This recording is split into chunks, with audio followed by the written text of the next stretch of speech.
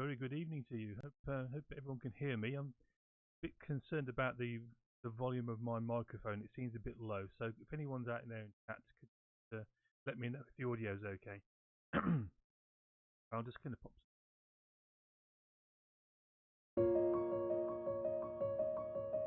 Oh, my microphone doesn't seem to be responding that well, so I'm just going to tweak it a little bit.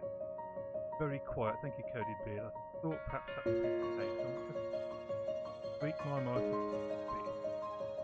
So how's that? Is that any better? Not quite sure what's going on with the microphone. It just seems to be playing up a bit. Right. Playing with the filters. Get a little bit gain.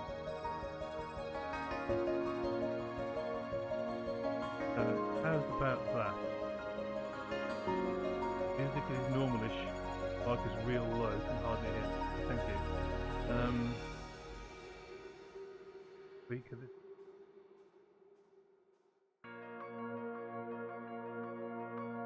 10 decibels. Is that any better? Is it getting louder? Music seems high and the mic seems lower than music. Okay. The mic's still low, is it? Give it some more gain. A bit better. Add on the mic. Bit 13.5 decibel boost. Still doesn't seem. It's in the yellow now. Is that better? Is that better now on the mic? This happened to me last stream. Would be a week ago, and I did some boost like this, and then all of a sudden it was over modulated. Just let me know, keep me informed on that. Guys, thank you, Michael Jolly and Cody Beard for being streamed. See you. Okay, so yeah, so here we are. We've been away for a week, unfortunately. Not been able to stream. Rambling Geek, thank you very much. Actually, it's really good that you're in stream at the moment, because I just wanted to show people this. So let's get it in. This is a 3D print of a Falcon Heavy rocket, SpaceX Falcon Heavy, which Rambling Geek actually 3D printed and sent to me. I've got a scene which might. This is an experimental scene that I'm going to switch to now, so we'll see what it looks like on stream. I don't know what it'll be like. So this is in space, and this in the background is a shader. As you know, some of these streams we've been doing recently with Morton have been shader streams, so I don't know if that's actually eating up the bandwidth of my stream or not. It'd be good to know if we're all kind of we're still sharp or not on the stream image. So that's thank you very much, Rambling Geek, for that. It's a fantastic kind of 3D printed model, and I'm going to kind of actually got quite good definition on it. See the grid fins on boosters, the landing legs as well. You won't be able to see them; they're very, very white at the moment. I do intend to spray that up, paint it, and then have my best go at picking out the detail. That's quite hard. Rambling Geek, so thank you very much for that. Okay, so my in space scene is okay. It will get dark coming in.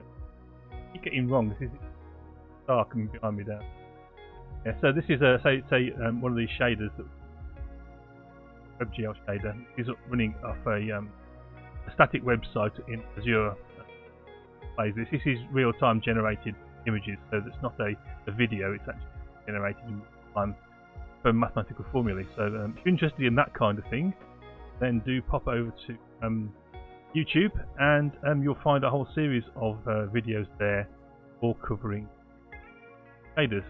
I'm actually 3 YouTube subscriptions away from 100 subscribers, so if you haven't subscribed, very much appreciate popping over and doing that. It's completely free to do so. I'll just pop the channel in.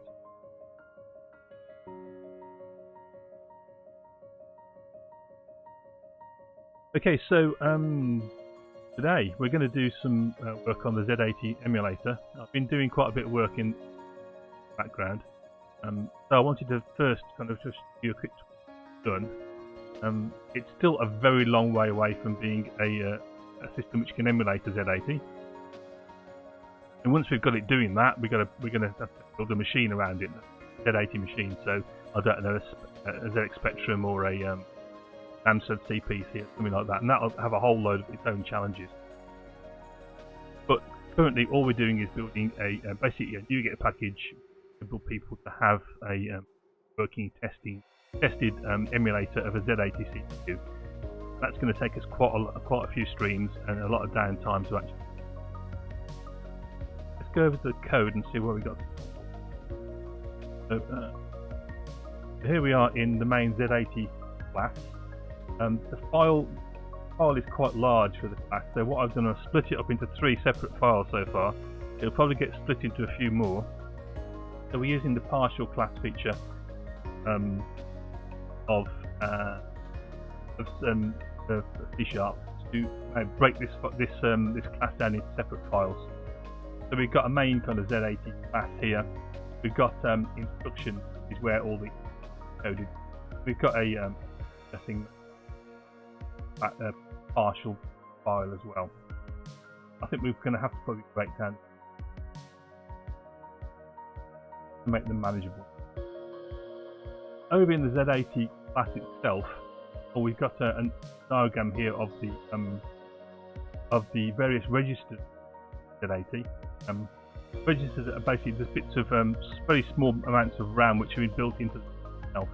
Very, very fast to access using registers. Fastest way. Z80's got a fair few of them, nothing like what modern chips have. Obviously, we're talking about an 8-bit CPU from 70s and 80s.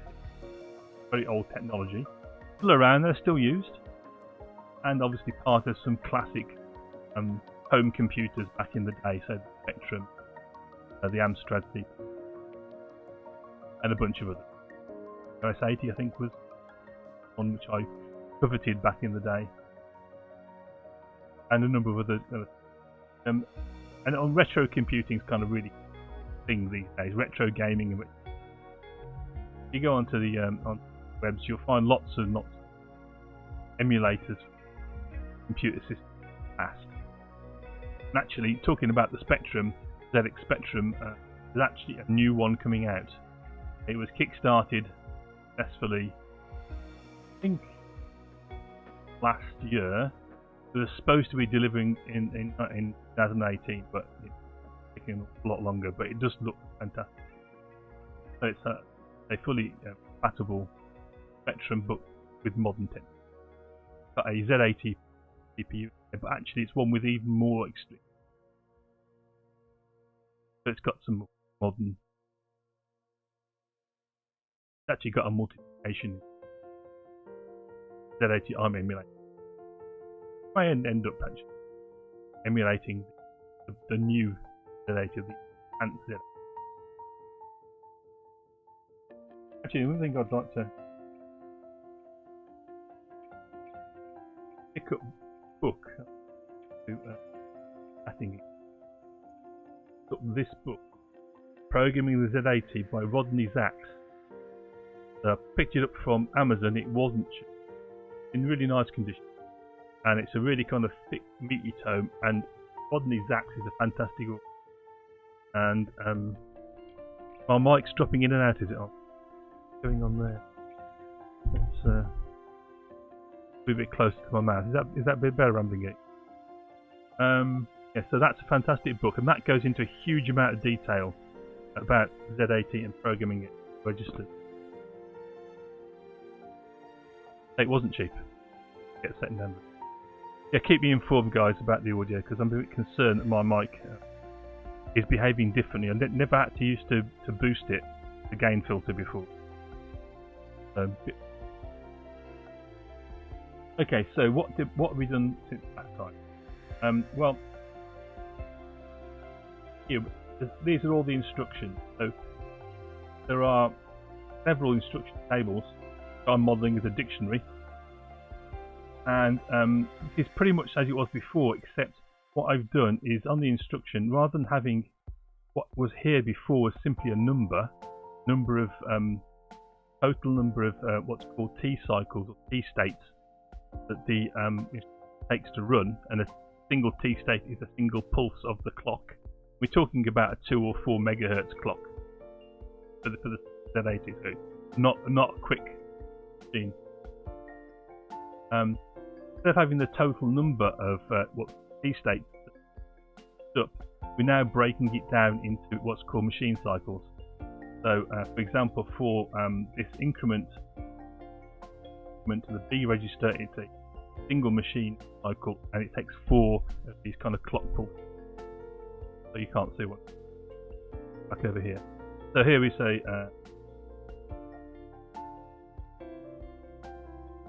4 a single machine cycle and 4 clock pulses. However, for the load, the B register with a byte n, it's 4 key states followed by an additional 3. A total of 7 pulses of the clock, 2 machine cycles. The first machine cycle, the 4 here, all about fetching the instruction from RAM and decoding it. Second instruction about actually performing the load, going and getting value of n from memory and actually storing it in the B. And you can see that some of these commands, operations, take up more. Here we've gone that takes 10 cycles total, and here we've gone where it's got a lot more. Okay, so 16 there, and there's ones that take a lot more. When we get down to kind of assembly language programming, we're going to be very interested in how long each of these instructions actually takes. Now, of course, in a modern computer, we're running at many hundreds of times faster than the Z80 ever did. But part of our emulation is to actually make sure that, in kind of relative terms, instructions take the right length of time relative to each other. Obviously, not in total time, because it's an awful lot faster. That's now we might have to then start thinking about if we want to play a game, using this as this emulator as a basis, we'd probably have to slow things down because it's going to go far too fast. But at the moment, the aim isn't quite yet to play games. First aim is going to get the CPU emulated, then the machine emulated, and perhaps have an operating system running on our emulated machine, and then we'll. So this is one of the instruction tables. There are a number of instruction tables, 5 or 6, because instructions on the root are basically byte. For example, 00 is the no operate.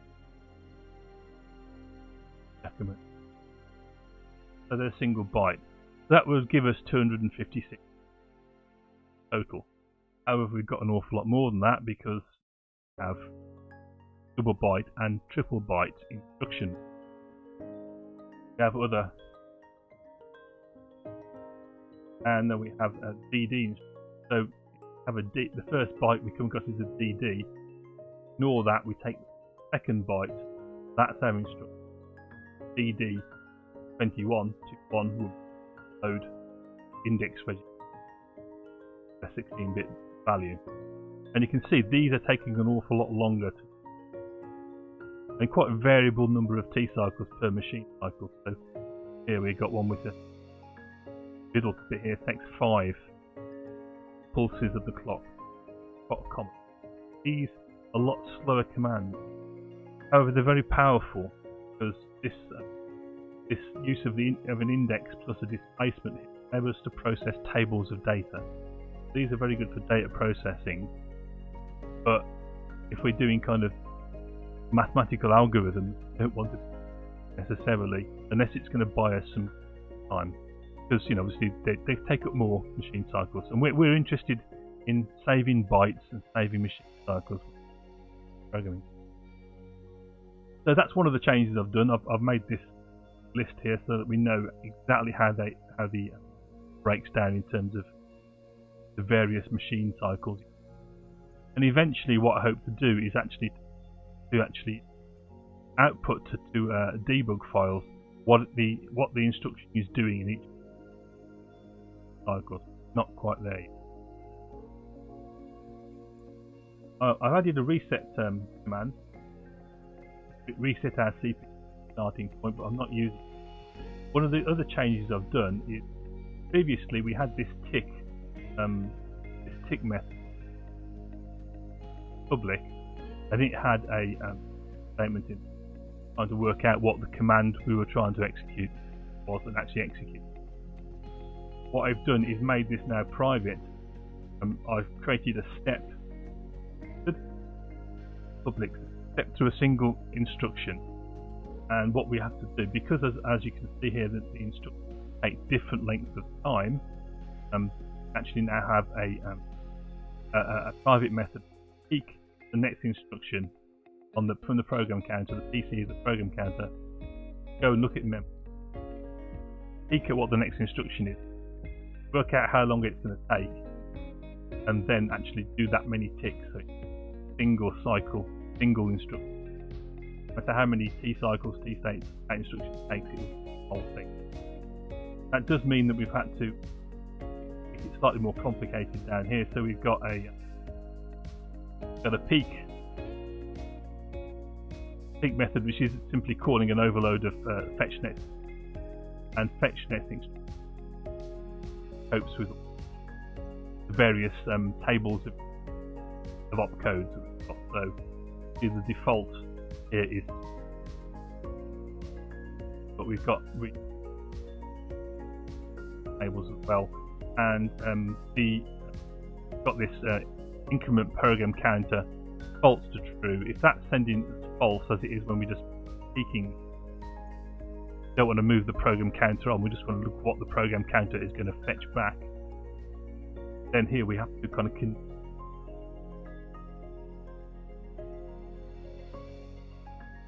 so it looks it's a bit messy, but it's tucked away in its own private method. Quite happy with that. That's that. What else have we?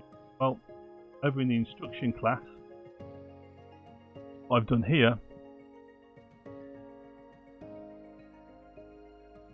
broke out the instruction class here.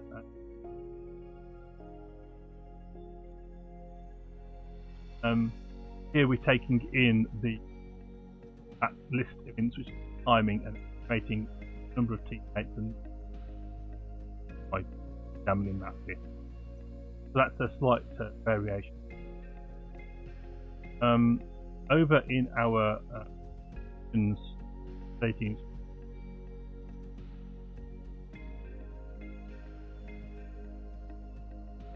where have you gone? Have you opened it somewhere else? This is where we actually have out the code for each of the operations. The lengthy class now. So what we've done, I've done kind of off stream, is I've completed all of the 8-bit and 16-bit load operations. Now we can load 16-bit and 8-bit values into our registers, into memory or out of memory. So that's pretty good, really, because it means that we have the basis now for doing any operation that requires us to load data from memory into our registers, or from our registers back into memory. There are quite a few interesting wrinkles here, though, because most times these load operations actually do not affect our flag register, and our flag register is opposite, represented by this enum, and we have a number of flags such as carry flag, subtraction flag, overflow or parity flag, half carry flag, the 0 flag, and the sign flag. Most of the kind of work in emulating a CPU is actually making sure flags get set correctly. And the Z80 has the slight wrinkle that it has two undocumented flags. So it has what I've called U and S. We actually have to emulate those, even though they're undocumented. Now, a lot of very smart people, a lot of research, figured out pretty much what these registers contain after each instruction. Most of the time it's fairly easy. X register, simply holds a copy of bit 3 result that's been, and new flag here holds a copy of 5. So this is obviously 3 in position 5, so it simply grabs a copy. However, there's quite a few wrinkles about that, and part of kind of the challenge of emulating CPU like the Z80 is also to emulate its sort of works, even its bugs. So that's what we're doing in cases over here. We've got this command reset queue and set queue, and these are to do preserving the state of the flag register, because sometimes the command that follows a given operation actually is interested in what the flags were before the last operation changed them. So that's what I'll kind of point that out when we're writing any code. We've also got this mem pointer, which is a new thing added. Mem pointer is currently actually a private value here, so I'm going to make this public. I think we're going to want to actually be able to examine that value. I'm going to move it.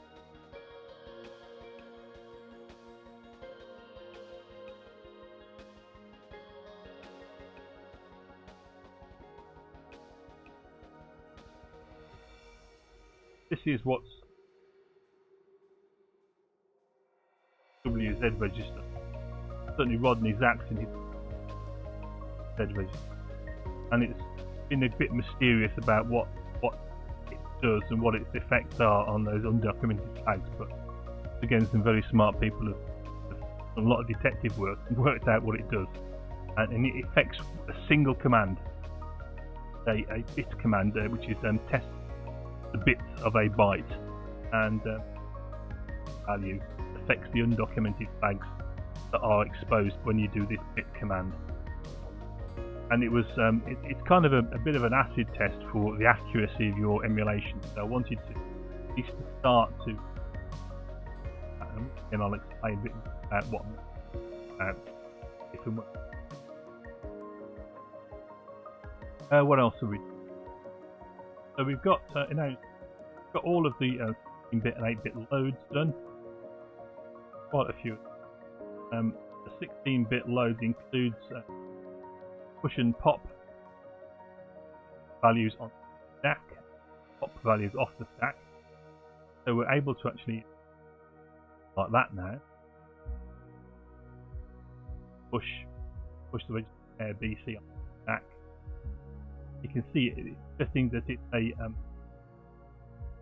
stack actually goes from high memory downwards. It doesn't start at a low point in memory and then build up. It starts high in memory and then goes down. So we're actually decrementing stack point as we put items on, pop them off, increment the stack point.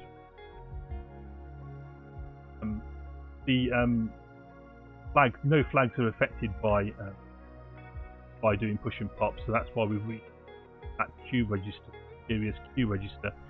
Only a kind of hypothetical or postulated register. Setting it all zeros in. No change in the flags.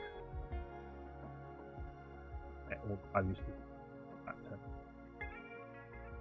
shadow flag register. So we've got push and pop. Then we've got 8-bit arithmetic logic group. So I've done all of the adds and subtracts.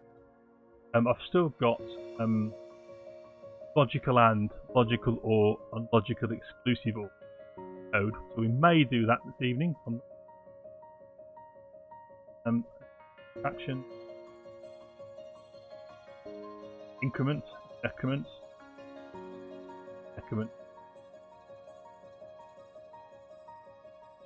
and then we've got comparison. So we can compare two registers with each other, or memory locations registers. This gets all the flags.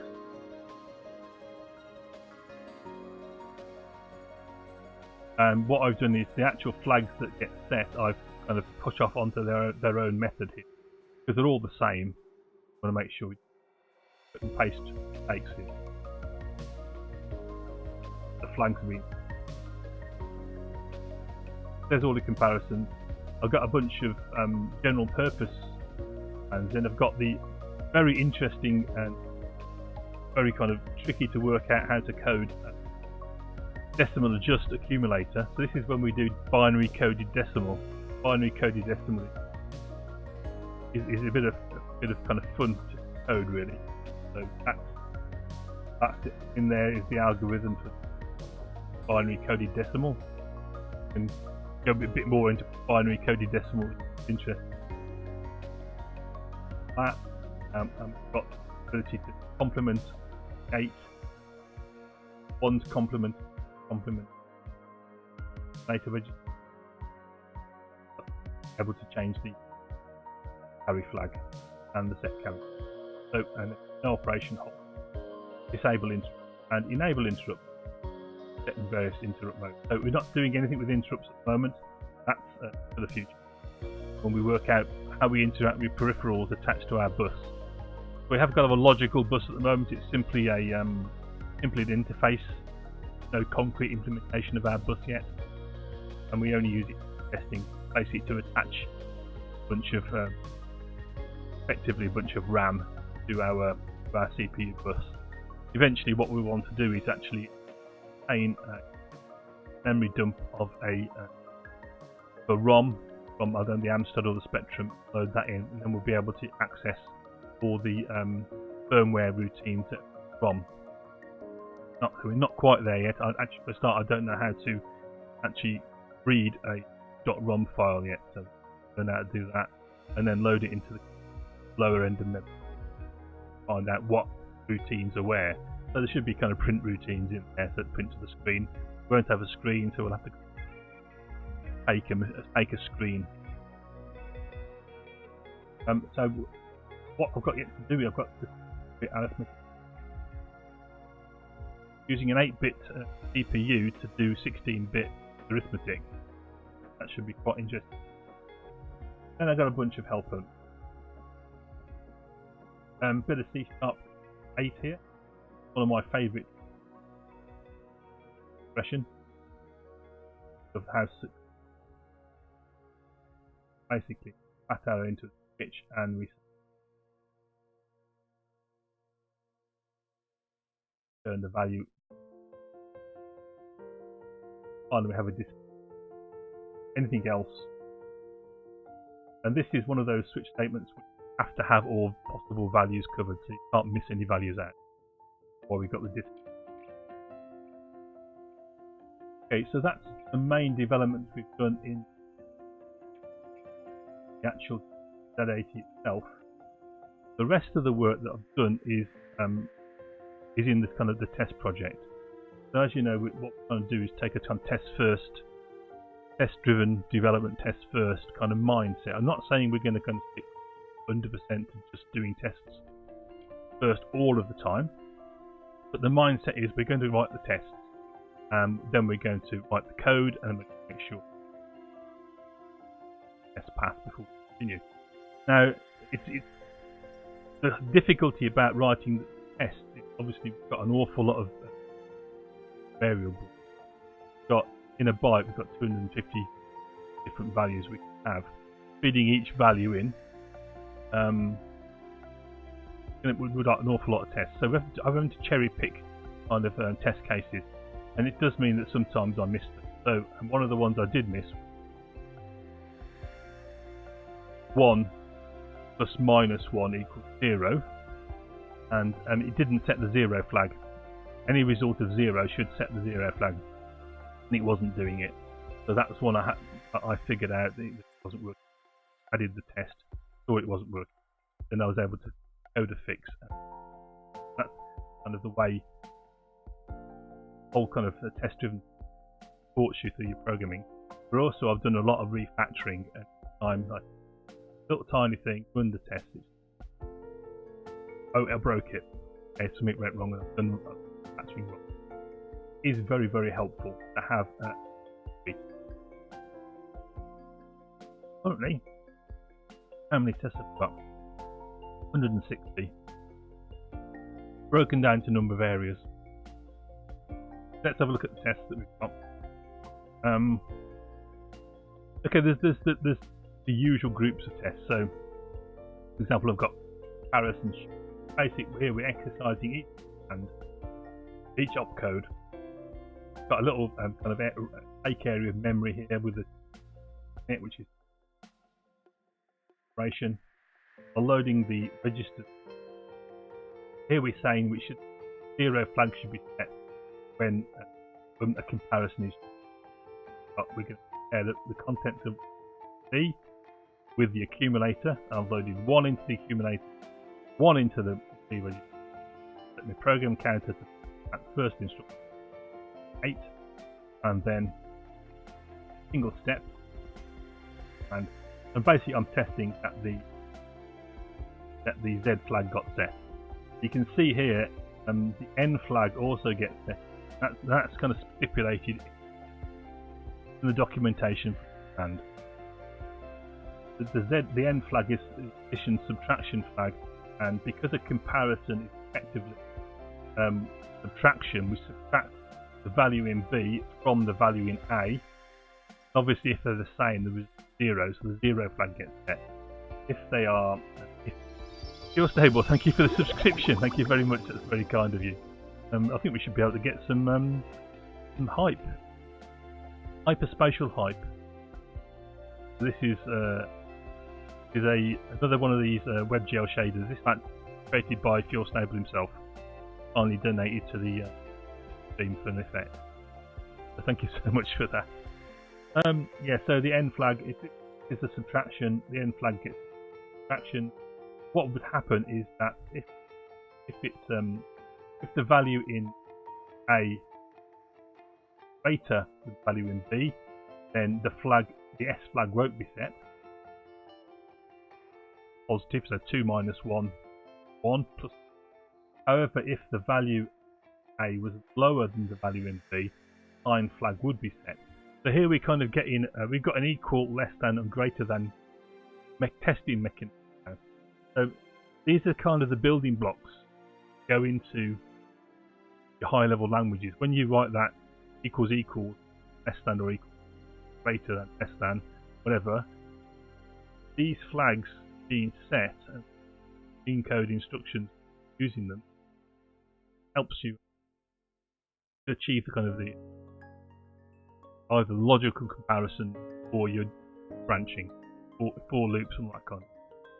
So this is why it's quite interesting to actually get down to the underlying mechanism for. So this comparison operation, setting it Z, S, and flags. About and if then else comparison. A whole bunch of those.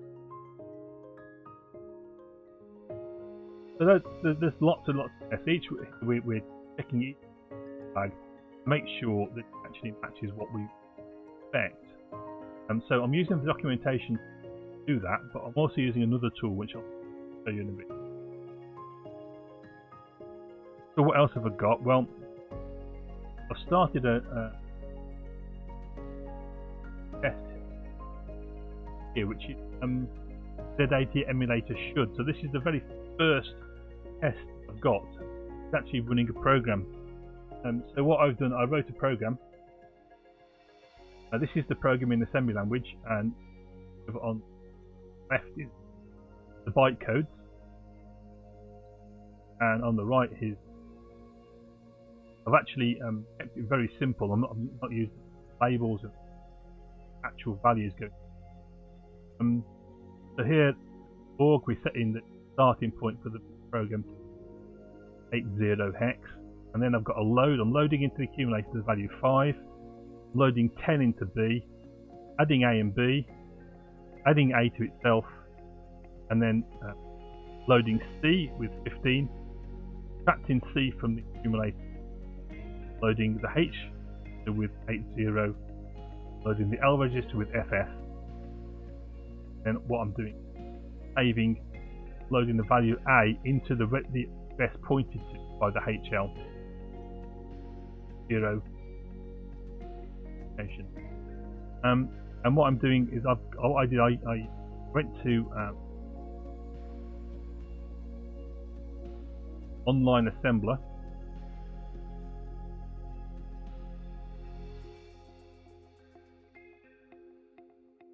I'll pop that into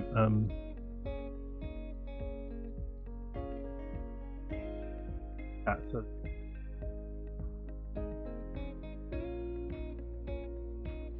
this is a online assembler, so you can write your assembly language source in here, and you can output a hex file, the Intel hex format. And I've written a loader hex format. This hex file reader here, static class, which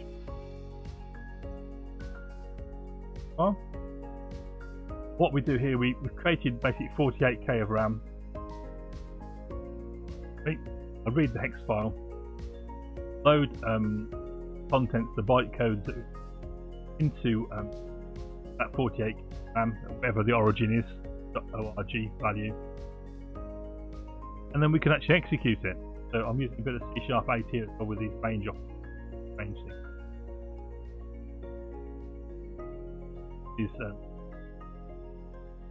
Is elements 1, 2, so it's inclusive at the bottom range, exclusive at the range. So 2 here, elements 3, 4, 5, and 6. Convert is a base 16 convert, so we're actually getting a couple of hex digits, and we're converting it short. You haven't seen the number base here. That's what that base is. There's a few wrinkles to a .hex file, Intel hex file, but I haven't actually managed to work out what on earth these are, and I've looked at some quite complicated hex file dumps and never used them. Going to do. What's my favourite part? What's the best part, or my favourite part? My favourite part is the switch expression, because that is it's F# like pattern matching, isn't it?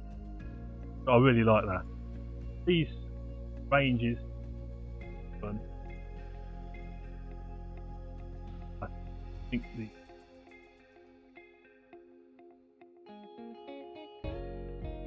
so it's gone from a switch statement to a expression, which I appreciate. So yeah, as functional things start transferring across this, then I think they'll become a lot more mainstream than they.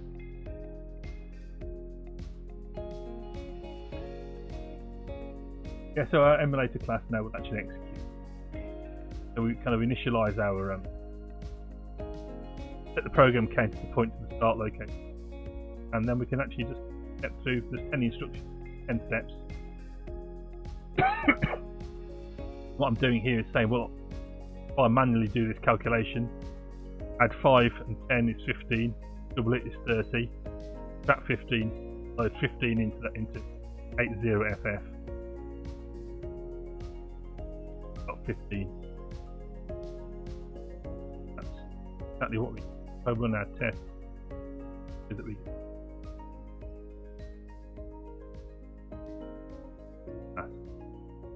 did last time I run.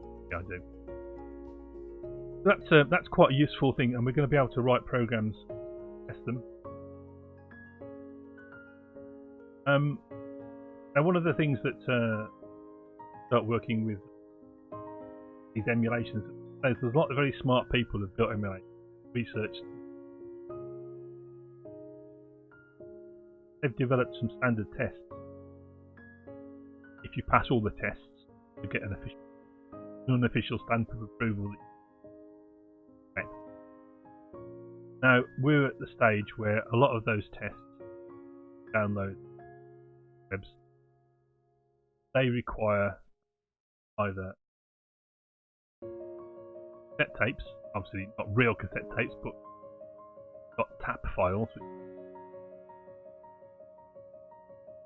a representation of what was on cassette tape. Because remember, cassette tape's what we used to load and store our programs onto back in the day. So Fuel Snowball, I am emulating the instruction timings, yes. Obviously, what I'm not doing is limiting the speed of the Z80. So my Z80 is going to be running at 4 GHz rather than 4 MHz, but we'll kind of cross that bridge when we start to actually emulate a physical machine, like an Amstrad CPC or a Spectrum, ZX Spectrum or something like that. Then we'll have to take into account the fact that the clock on the Z80 will be between 2 and 4 MHz, not between 2 and 4. My machines would. I've got, kind of 8-core machine, so if we tried to run, I don't know, a Spectrum game without actually slowing our down, it's possible to play. We're not there yet. We're still kind of very much on the start of it. But yes, I just back to these are the instruction timings. This load PE pair with value. It takes 4 clock cycles, then a further 3, and then a further 3. That's all about basically reading the out of memory, coding it. Then there's two memory fetches here, which take 3 clocks. And broken down like this, as I explained before, these lots of cycles, 3 machine cycles. First one taking second, third, key states as they call it. Yes, so you can. So the timings are quite important, not only for program relying on it. Obviously, interacting with peripheral devices are often a lot slower than this, but also to kind of preserve the. If we didn't do this, then we could always use the most expensive. Always use now in our programs, and wouldn't get into the spirit of assembly programming. Fewer bytes, as few machine cycles possibly can to perform the function code. So this is really the ultimate in performance programming, because we can tell exactly how long it's going to take each command process. And there's a good example of that, actually. Load the accumulator value. So here we've got the bytecode 3E. Load the accumulator value. The value is a. So what we could say here: load accumulator with the value 0. That would be a single byte, which is actually got uses another byte, because the value is in second immediately after the value, which would go 0. So the full command would be 3E00 to load 0 into the. That's 2 bytes, takes 7 clock cycles. So that's, I don't know, about possibly if you're running a genuine speed, that could be like 4 micros. However, there's another way of loading the accumulator 0, and that's to exclusively OR it with itself. Exclusively OR the accumulator with itself, you guarantee 0. The accumulator, that's a single byte, takes 4 machine cycles. I've halved the number of bytes of you and virtually doubled the speed of the command. There's lots of these kind of tricks assembly language programmers used to use, probably still do use. I don't know if they're still so worried about. I don't know if they've got a bit like us C# programmers. So, a program which is 40 megabytes and uses 200 megabytes of memory. Normal WPF program, the norm. Whereas what we're trying to do in smallest possible thing. A lot of the cases when we have these retro 8-bit computers don't have a lot of memory. We've got a lot of stuff to do. So there's kind of the terseness, brevity of bytes used. Really, really important. I haven't got a lot of room to play with. So the very first ZX Spectrum had 48K, which when I first started hobby computing would have been like a huge amount. I think we started off with my first computer had a whopping 8K, but there were people doing marvelous things in 250 bytes of RAM. There was a little single board computer called the Scamp. Well, we called it the Scamp. I think it was their one. About the size of a calculator. It was a bare board with a hex pad keypad folded onto it, and people had marvelous programs running in bytes. When you had that kind of little memory, having to work hard. So that's that anyway. So got a hex file reader, so we can actually write programs and run them. But one thing I did find out on the interwebs, there is a Spectrum emulator called Fuse, a free Spectrum emulator. And although I can't use a lot of the kind of standard tests you can find out there, Fuse does have a large body of own self-test. So I grabbed hold of a Fuse test file, and I've got the expected file as well. Let's up the test, and then the expected file contains. And it looks a bit confusing. Basically, first line here, name of the test, and that's simply the byte code. Byte code, no operation. Byte code 1 with byte code.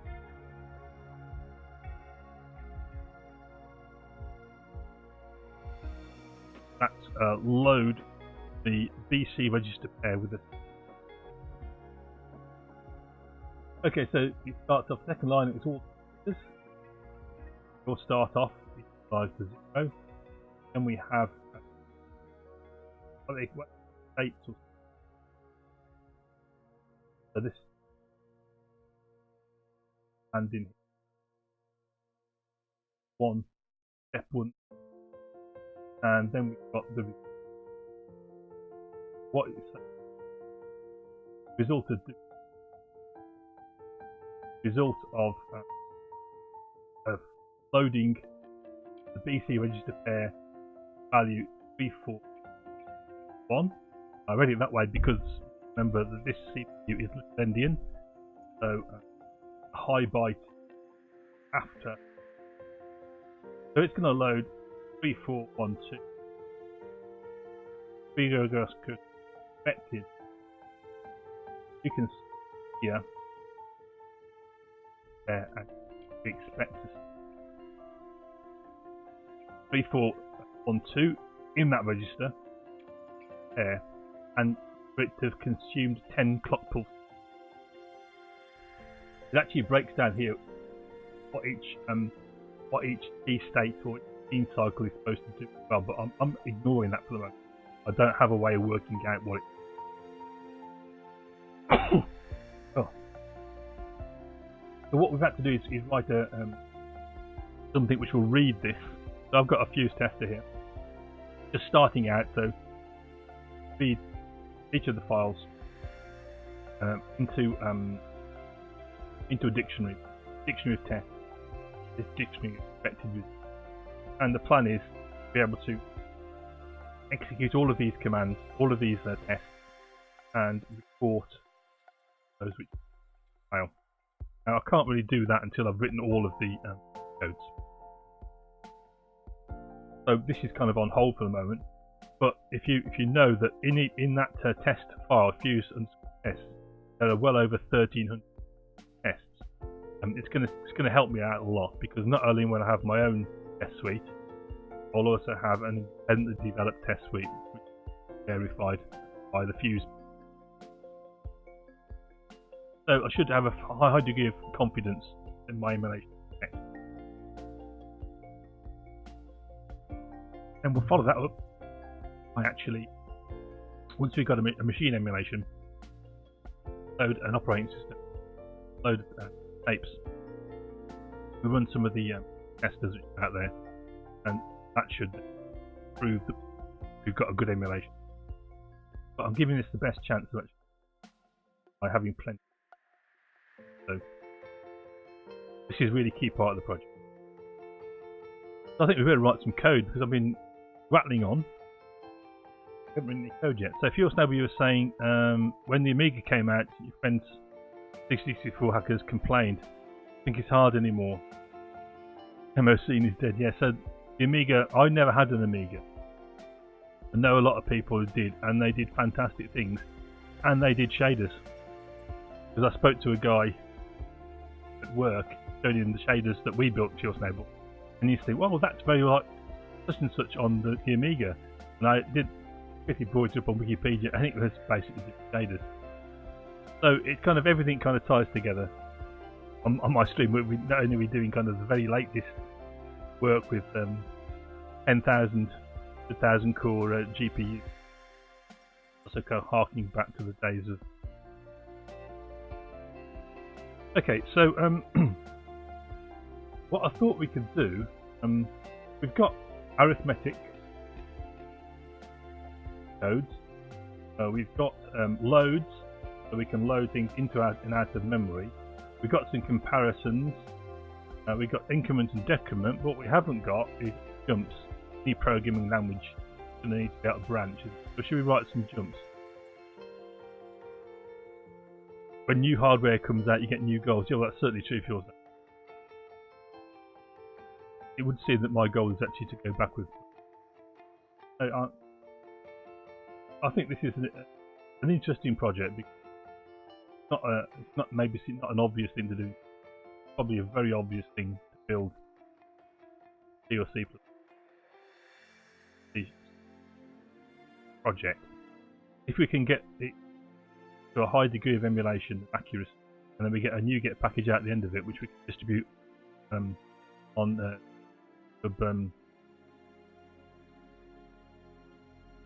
repository, or we can get, then I think useful thing for other people to take, and maybe we'll take it forward and build something. Not sure about building a games machine. Building some, if we can find an image. I had fond memories of. Okay, let's write some code then. So let's go.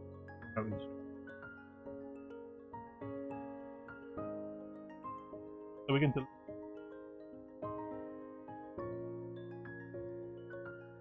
What we're going to do is.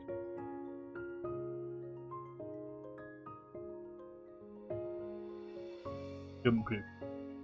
So there are quite a number of jumps.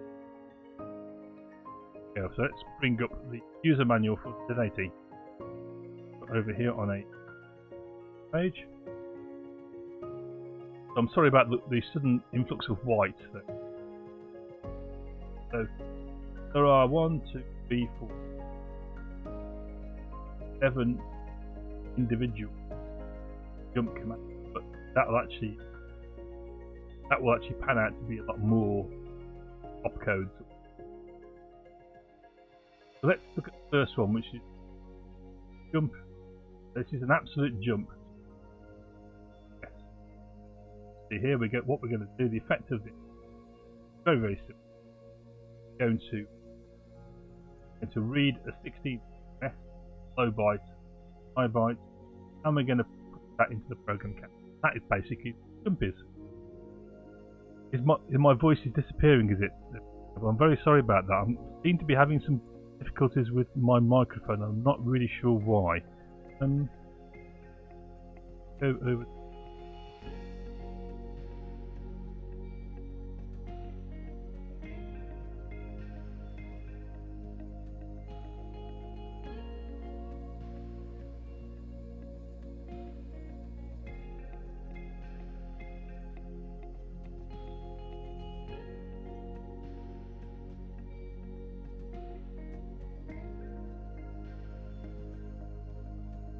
Levels up. So I might go a bit loud here.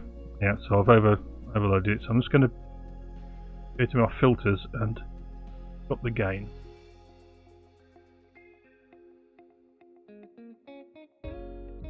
Okay, so that should be quite quiet again. So let's boost it. How are we doing with that? Is that any better? So let's run with that. I'm into yellow. Just drop it down to 80. Let's try that and see if that makes any difference whatsoever. So I'm a bit concerned about why, because when we had our last stream, Pure Snowball together, and then there was a bit of an issue with microphones then when I was over-modulated, and I haven't changed anything. But Windows updates and things. When I turn to the mic, yeah, it's better. Okay, so it used to be that it was actually quite sensitive, even if I wasn't actually facing the microphone. But I'll try and make sure that. Let me bring it across a bit more, so that it's closer to my mouth. Okay, well we'll give that a go and see what happens. Okay, so this is a really simple jump command to start with. So we're going to read the low byte and then the high byte off the out of memory, and just push that into the program counter, and it's going to take a total of 10 clock pulses to run, 4, 3 and 3. So let's give that one a go. So this is an unconditional jump. It's an absolute jump as well, so it's not that interested in terms of code, but we can give it a go. So we're going to say private byte JPNN, so jump to an absolute value. We pass the opcode in. We don't always use the opcode that gets passed in, but that's part of our funk. And then we're going to return 0. Okay, so that's our command. So this is the byte code for this is C3. Okay, and it's extended immediate addressing mode, so it's going to read the next 2 bytes. It's going to read next 2 bytes and use that as the address. So let's go over to our root instruction tables, and I've already forgotten what the opcode for that was. It was C something. It was C3. Okay, so in order to add that, we need to just put an entry to C3 here. We'll find C. Yeah, so we'll just pinch this pop command and change it. This is C3. And the mnemonic for that is JP NN, and it is using immediate addressing mode. That means immediately after this bytecode you're going to find your operands, and we've got JPNN is the command. So these are funks, these 3 values here. So we're passing in delegates basically. That the first 2 are addressing mode delegates, and then there's the actual delegate that's going to actually perform the operation, the jump operation. Okay, so we need to write a test. Let's add a file, the class in here. So I'm going to say jump group should.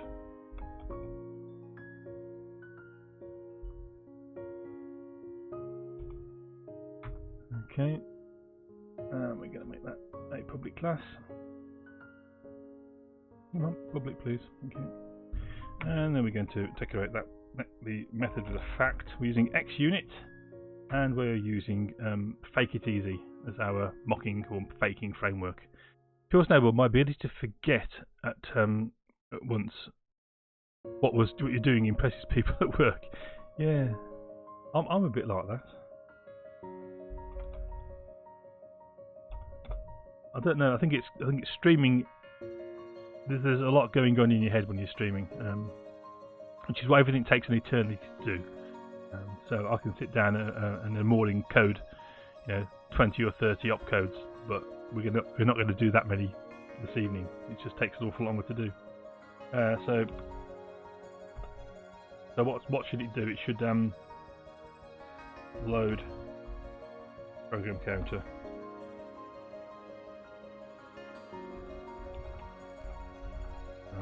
With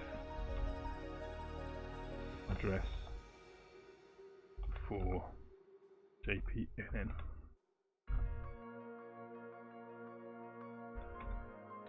Okay, so we're going to need to bring in the namespace for XUnit. So what I'm going to do now is I'm going to do a bit of a cut and paste, because I don't want to keep having to write some of this code. So I'm going to go off to an existing test. I'm going to grab this code because it's all basically in the same format, and we're going to need to bring in Fake It Easy now as well.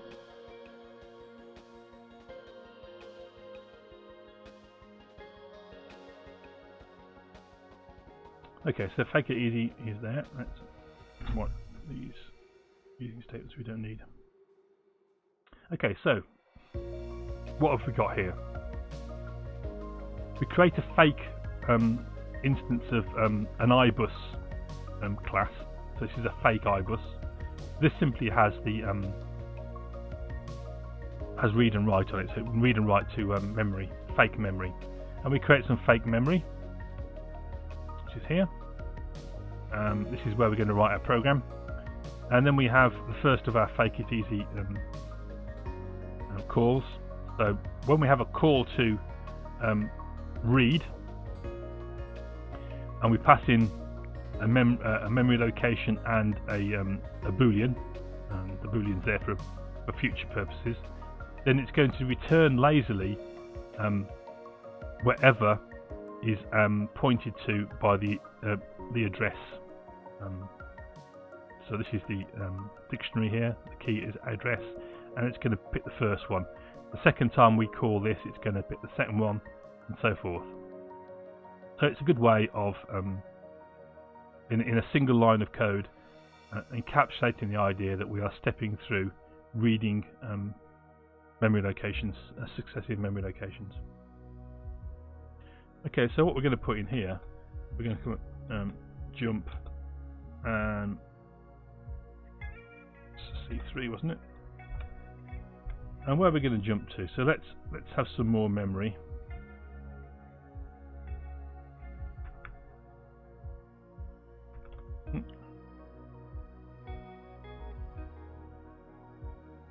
I knew it would do that. So let's jump ahead to call this 90.1.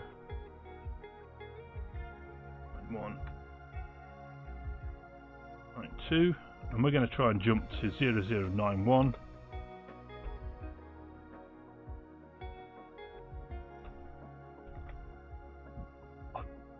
Pardon me.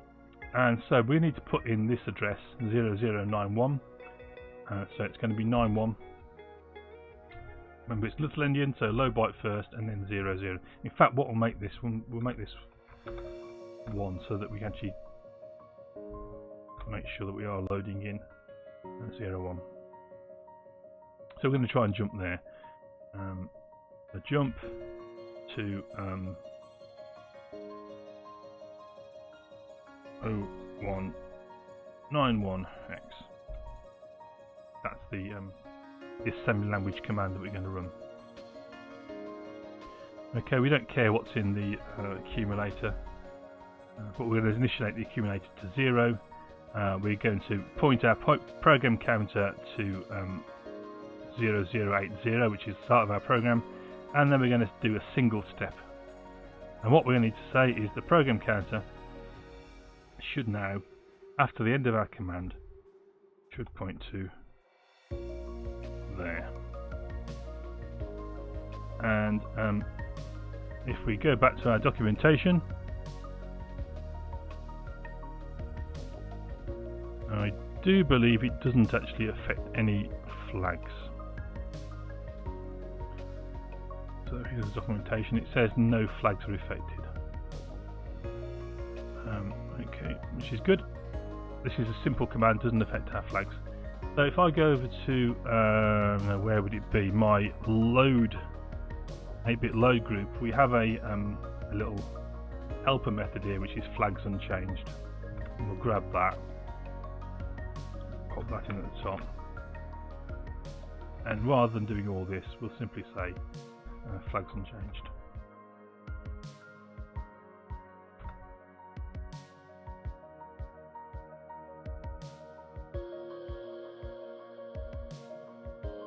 We need to pass CPU into it. Okay. So now we can run our test.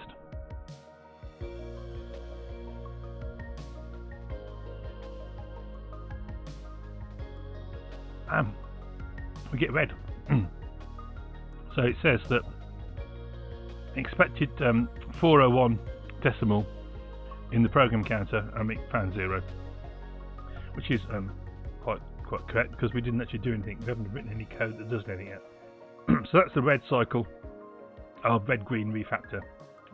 So let's go and write some code. So what do we need to do? Well, we need to read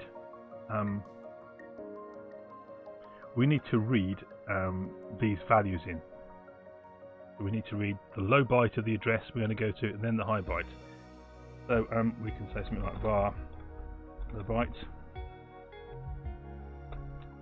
and we're going to use fetch, and we're going to pass into there the instruction table that we're working with, which is the root table.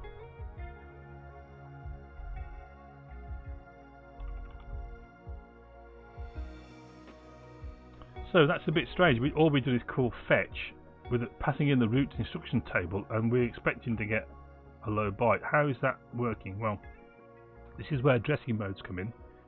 So over here in where we defined our instruction here in our opcode table, this is the root instructions table. We said that we have two possible addressing modes per instruction. We're actually only interested in the first one, which is the one that is used by fetch 1. This is used by fetch 2. They're both the same in this case. We're only going to use the first one, immediate. And what that means is go and get me the very next byte after the instruction and bring back that, and then increment the program counter. So it's going to say, okay, I've got C3, increment the program counter, and read the very next byte, and that's going to be a piece of data, and we're going to know as developers, because the little endian nature of the CPU, that is the low byte. And then what we can do is simply repeat that and say we've got a high byte.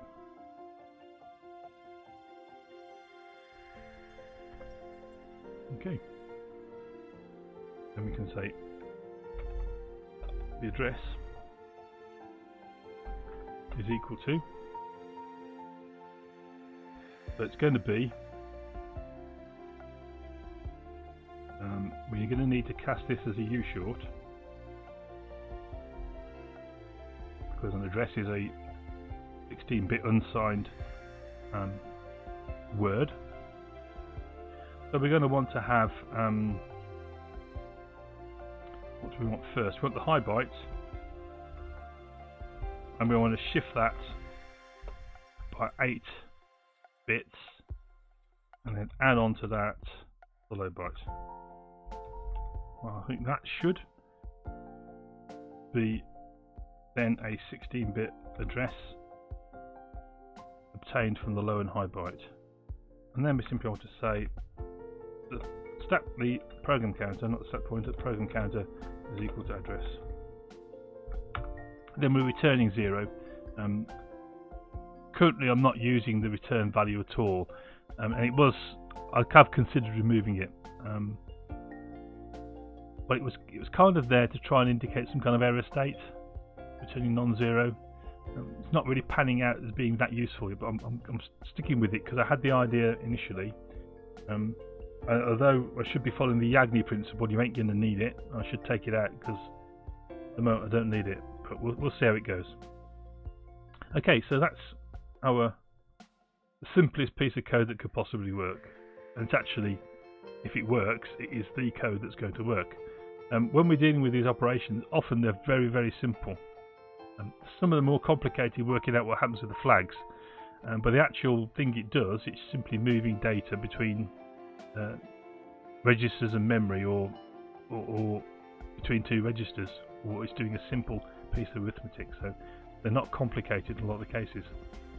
The Z80 actually has some quite complicated, what they call automated commands, automated operations, which actually do things like block transfer. So you can say, starting at this point in memory, for the next 256 bytes, go and transfer that whole block of data across to another part of memory. And you can do that in about four commands.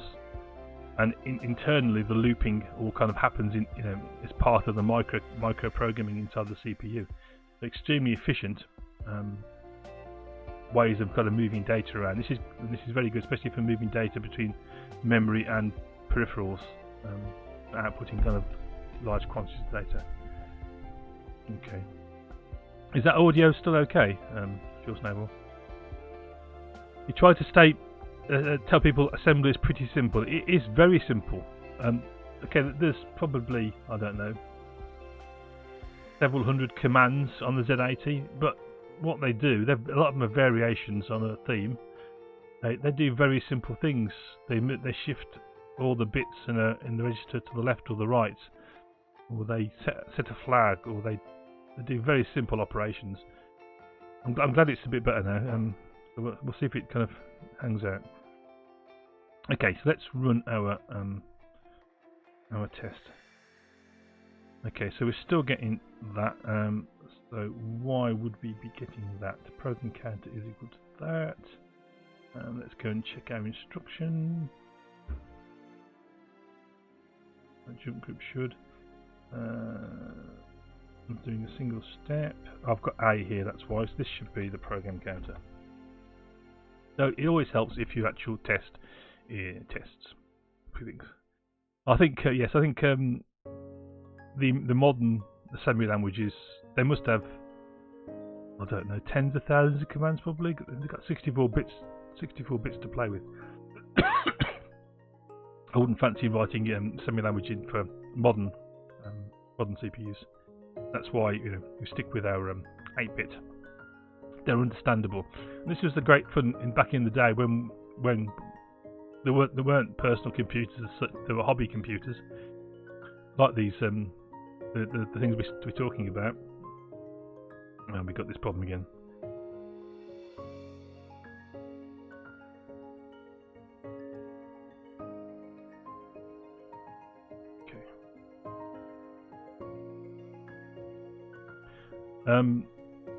They were easy to understand, and people could learn an awful lot about computers from their little hobby computer, their Commodore 64 or their whatever. I had a super board too, and you could learn basically everything about it, and you learn what went on inside the CPUs, which we never do now. Yeah. So you said the Core 64, x64 is probably not so bad, but they had all the extensions, yeah. So I just wouldn't fancy even trying to think about it. Hyperthreading and all that kind of stuff, multiple cores. Yeah, it's too mind-blowing. So it's 8-bit for me all the way. You read a book about the ARM assembler because you were bored. Yeah, it must have been very bored. Mind you, it's probably good to send you to sleep. So Rambo Geek says you looked too young at the time. You kind of wish you could have been older and played more. Yeah, I think that's why I was heartened by your son, Rambling Geek, who was playing with a BBC Micro. And it's why I kind of only half jokingly suggested 6502 assembly, because you have to know what goes on inside that CPU, and it's understandable, especially on a 6502. It's only got about 60 commands, 60 opcodes on it. It's very, very simple. It's what I started with. My Ohio Superboard was a 6502 based computer. It ran CPM. It had an disk operating system. It had, I think I had 16 kilobytes of RAM. It was mega at the time.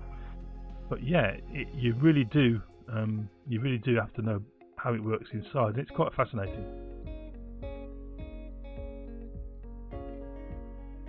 We usually Fuel Stable, if we're honest, we had BASIC between us and the hardware. You used to have to use BASIC to load and run your assembly language programs. So there was a monitor written in assembly, and then there was BASIC usually in the way. But then of course you could go and change BASIC because it was all loaded off ROM into well, the versions I had were loaded out of ROM into RAM and running RAM. I don't know if some of the later machines just ran the BASIC from ROM, but we used to go in and change the commands, the keywords to different things. It was stupid really, but a lot of fun at the time.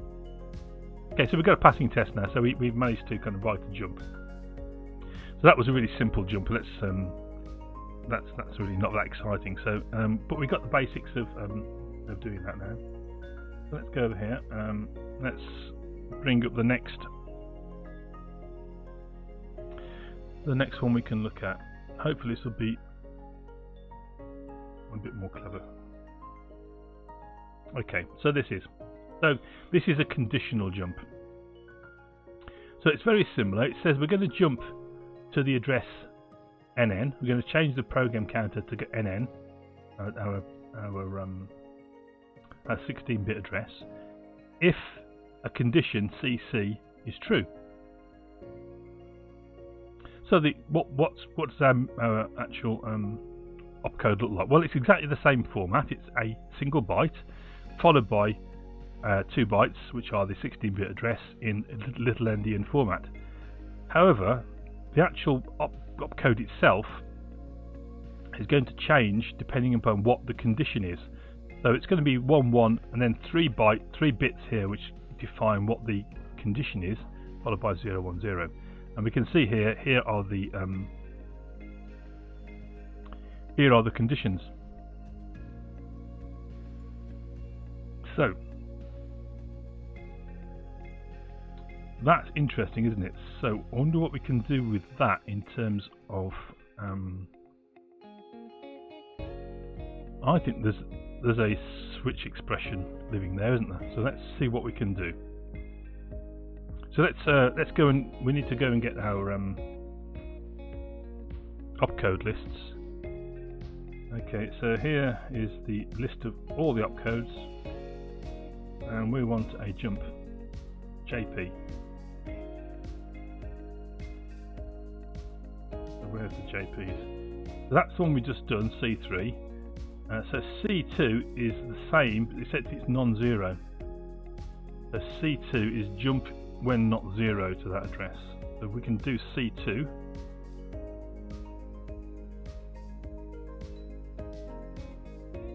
So let's write a little bit of a. This is jump CC in, and we're going to leave it the same. We're not going to change it. So it's still a unconditional jump at this stage. Okay. We'll save that. We'll go over to our opcodes here. So C2 would be jump NZ, jump when not 0, and we can grab that.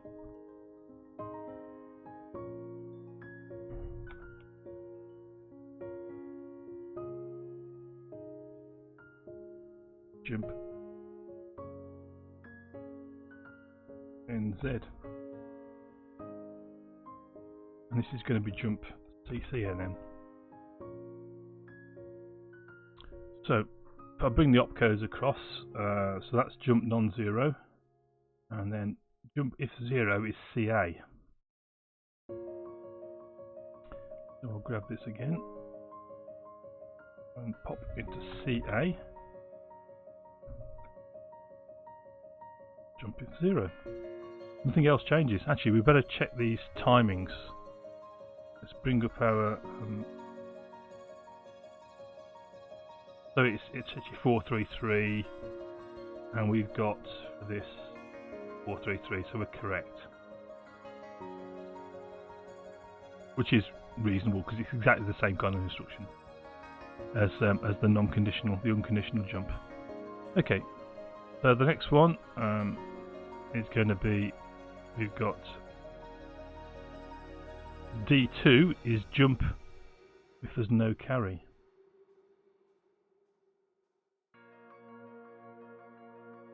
So D2.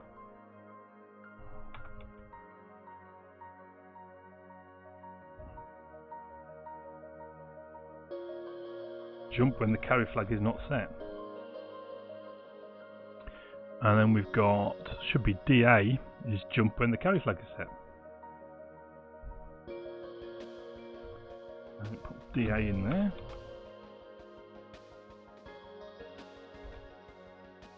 Jump if carry. What have we got then? I guess it's going to be E2. Jump PO. What's PO? Let's bring up the old parity odd or parity even. Okay. Jump on parity odd. So that was E2. So there's a pattern.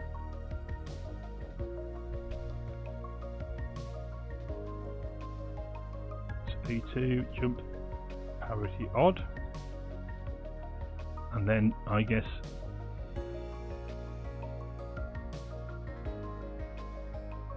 EC.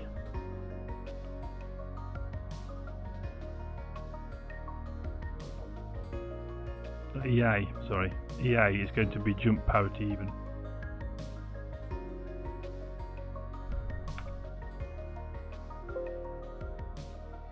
What did I do there? That's it. 2 EA jump parity even. So parity even, parity odd, the number of ones basically. So it's odd if there's an odd number of ones in the byte, even if there's an even number of ones in the byte. So that's that, and then we've got F2.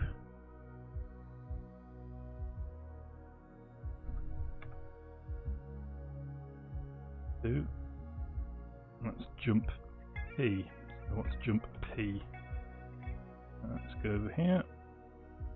Jump P is if it's positive, and then jump negative, which is M, apparently minus. So we can say that we think it's going to be F A. So FA is going to be jump minus. Okay, so that's, we've built our kind of opcode table. So that was, I don't know, 7 actual individual opcodes we built there. We go over here, and we're not going to change the code at all.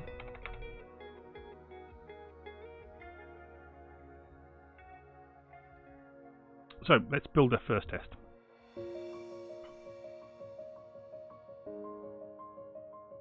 Jump group. So let's have a look and see what it does. It just does the thing to the flags. So it doesn't change the flags, so we're quite lucky in that flags don't get changed. However, we've got a little test at the bottom here which we can use. It says if the carry flag is set, the C flag in the F register, and address is 1520, contains, is this the right thing?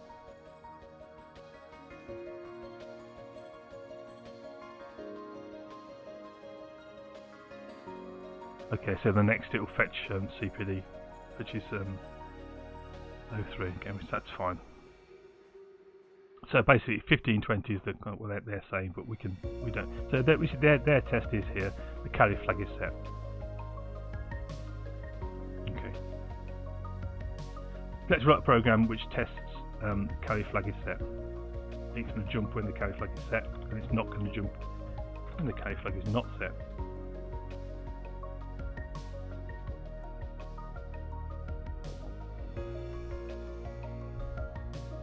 So we're going to just abbreviate this now to jump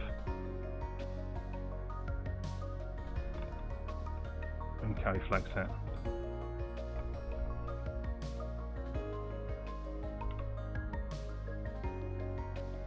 So what we'll do is jump when the carry flag is set. That is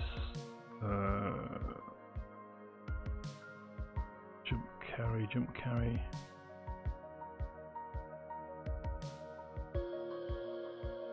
That's DA. So we're going to leave the code. We're going to jump to exactly the same position. So this is jump C. There. So we need to set the carry flag. Well, we can do that ourselves. So the carry flag is not going to be set initially because our when we initialize our program, initialize our CPU, then our flags register is going to be set to 0. So if we actually just pop another instruction. So if this is 80, 81, 82, 83, 84, 85, when we make the first instruction set the carry flag. So what is set carry flag? I can't remember. Let's go over to our list here.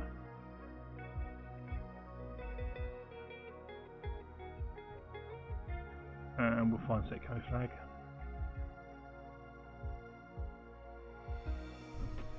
Because we've already written this instruction and tested it. So it's actually 37. That's going to set the carry flag for us.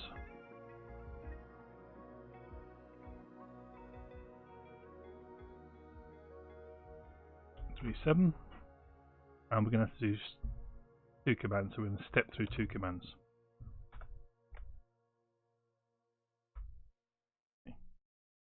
So jump when the carry flag is set.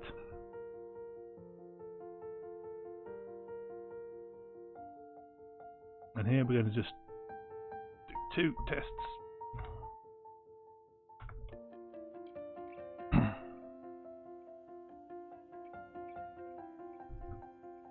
So not jump when carry flag not set.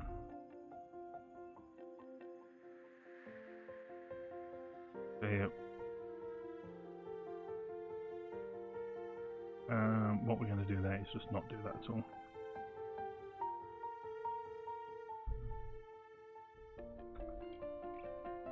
So just change those, and we see a single step, and this is not equal. It's not a great test because it won't. It shouldn't jump because at the moment the actual code doesn't do anything, but it will come into its own when we actually put the actual conditions in. So if we run these, this will obviously one will pass, one will fail. The not jump will pass because it won't have actually done anything. It's actually failed itself. What's that? What have I done?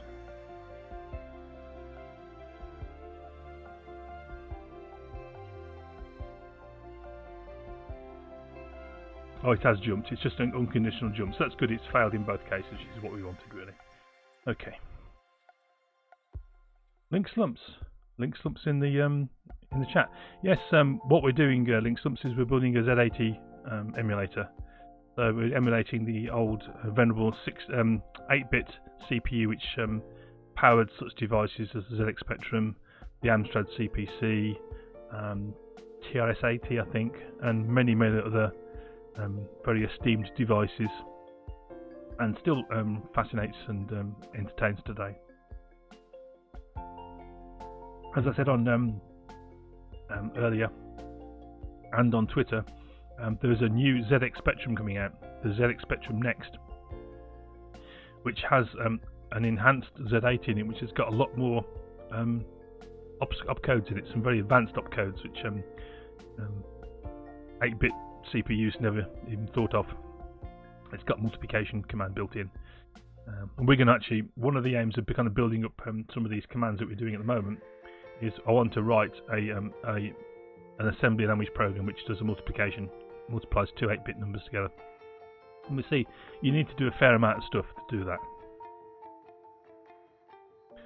So Linksumps, you've been bogged down with work. I know how that feels. So I couldn't stream all of last week because when I got to work, when I logged into work on Monday, all our systems have been down. All our systems have been down over the weekend. It took all day to get them back, and that means I lost an entire day of work, and then I had to kind of work late each day then to catch up, and finally caught up by Friday, which was good. I did intend to stream yesterday, but then we did a lot of gardening, went out for a walk, and by the time I got back, it just got too late. So yeah, real life gets in the way. Okay, so we got two failing tests.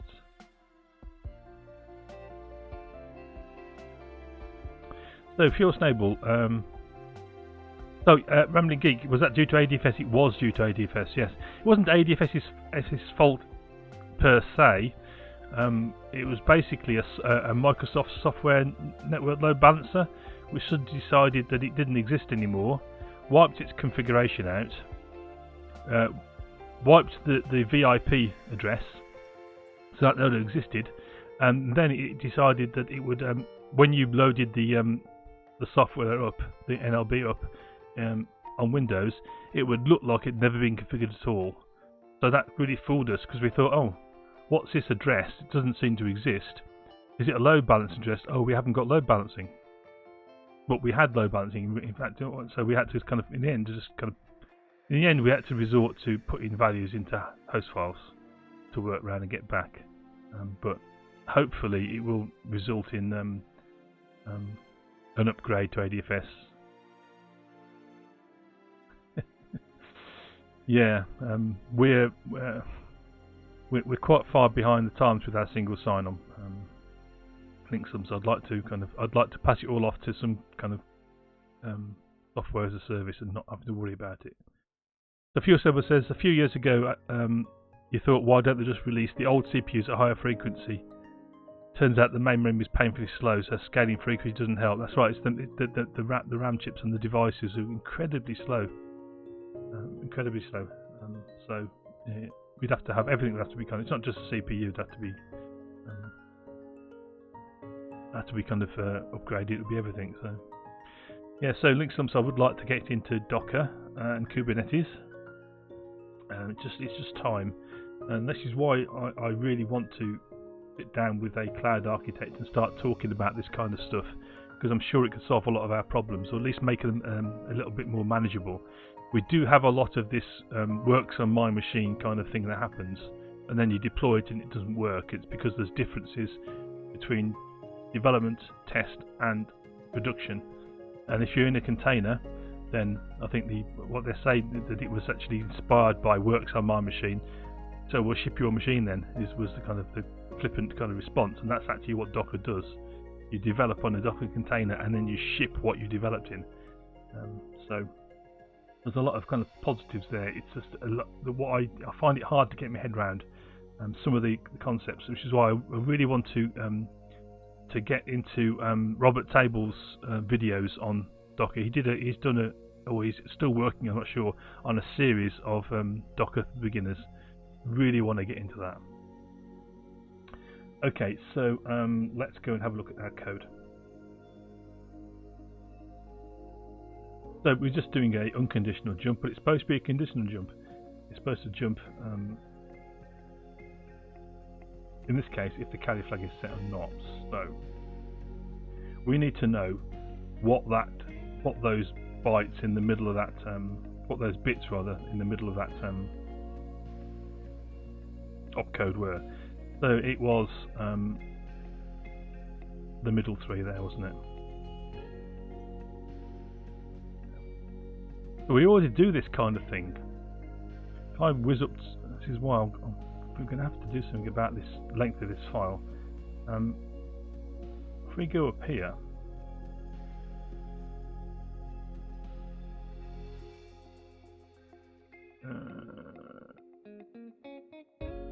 yes, here's the code that gets the destination.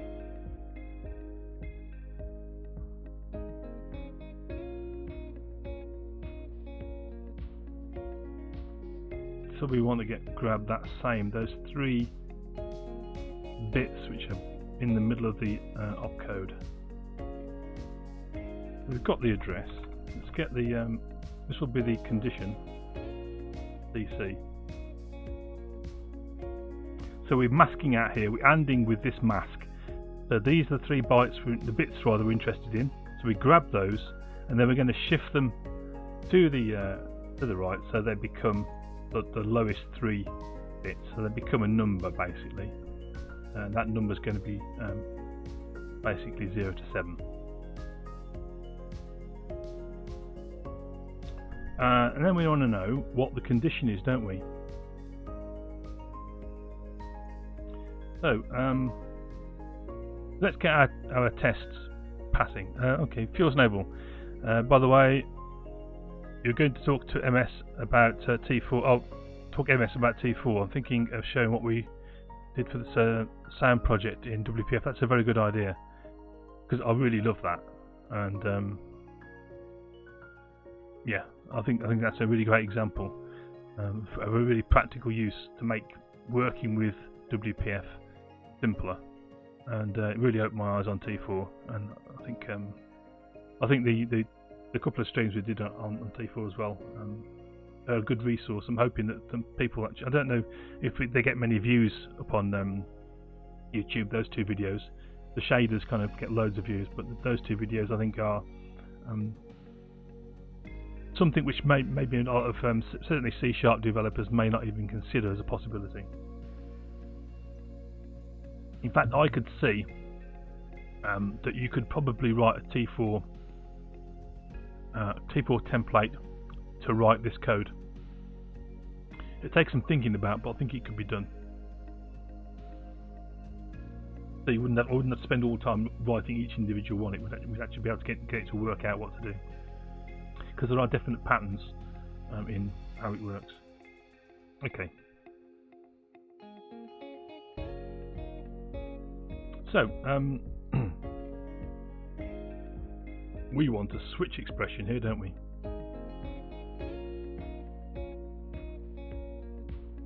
So if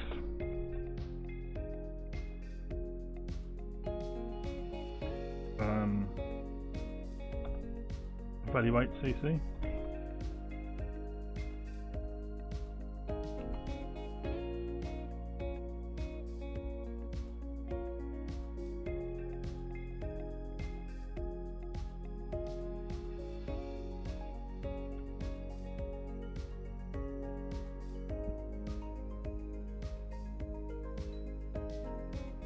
let's put the method there for the moment. Okay, so what is this? Okay. So we're saying we're going to do a switch.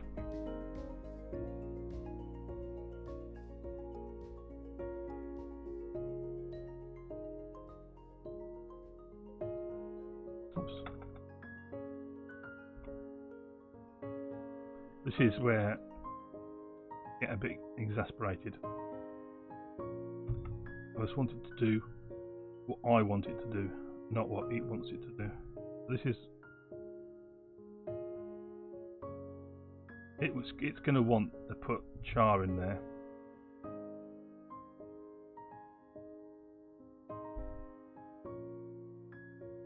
There we are, we fooled it.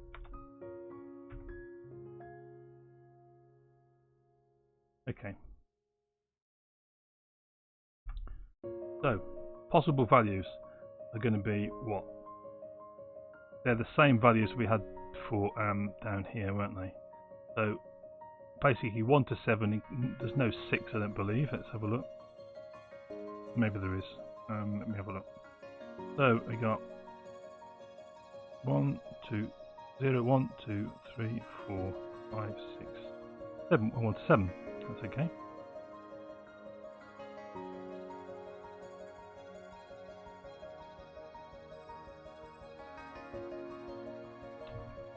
So we're going to have, if it's 0, we're going to do this something. So if it's 0, I've already forgotten where it is. Zero is the zero flag is not set. So we're going to say, okay, check flag. Flag's 0. And we want to negate that, don't we?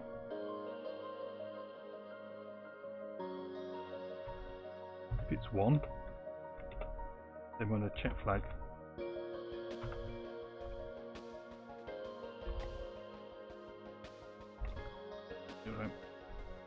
If it's 2,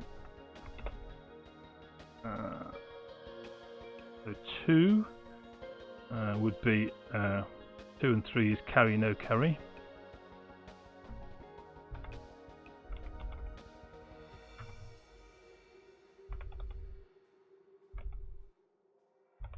I was carry, no flag. Was it carry, no? Was it? No carry, carry. I was right.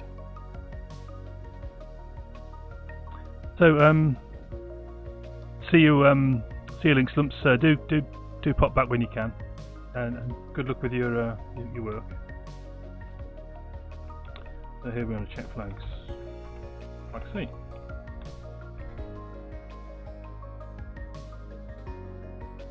Four. 4 was parity odd, parity even. So we have a parity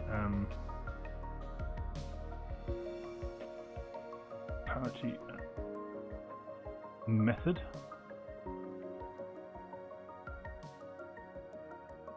Where's my parity method here? So it's going to return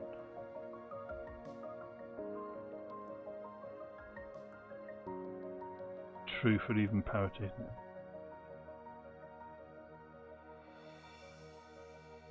So what we're passing into there, we're passing, interesting, we're passing a result in there. So what is the result we need to pass?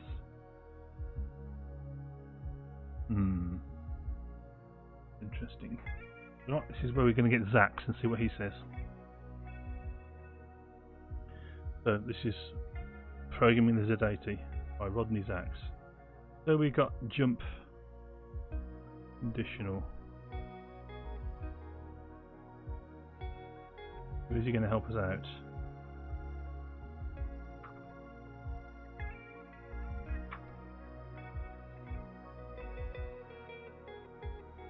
Parity odd, parity even. I wonder what value we're checking. I assume it's the accumulator.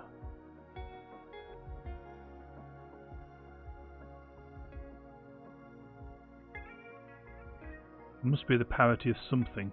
It must be the accumulator. So we're going to assume it's the accumulator, and then we'll find out if we're right or wrong at some point later on. And I'll show you how we're going to figure that out. So it's not parity. Accumulator, parity, and 5. Parity of the accumulator, and 6.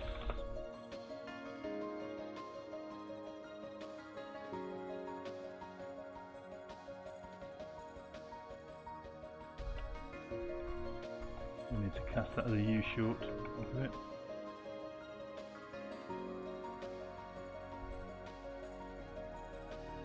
Okay. Oh.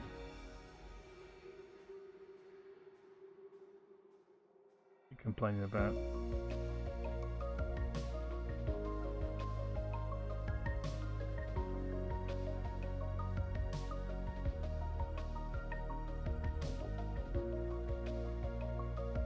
Oh, there it is. And then 6 and 7, what were they? 6 was sign positive. So that's not check flags. Flags.s.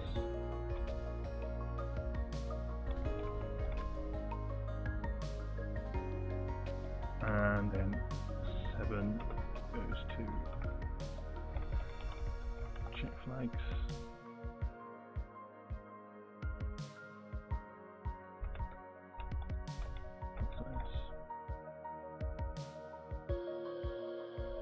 And then we need to do a discard, and we'll just pass false back for that.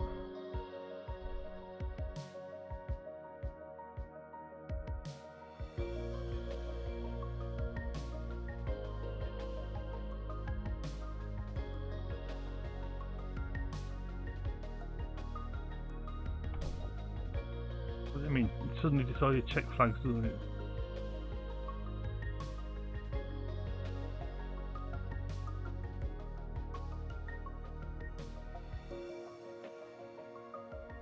The name check flags does not exist. Check flag, that's why, isn't it? There we go. Come on.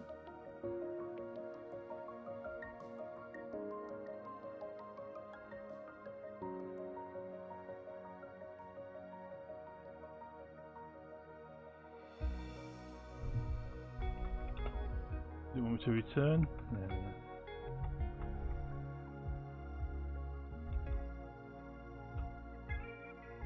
So we don't, yeah, we'll stick with the returns. Doesn't want to do returns. What's he complaining about?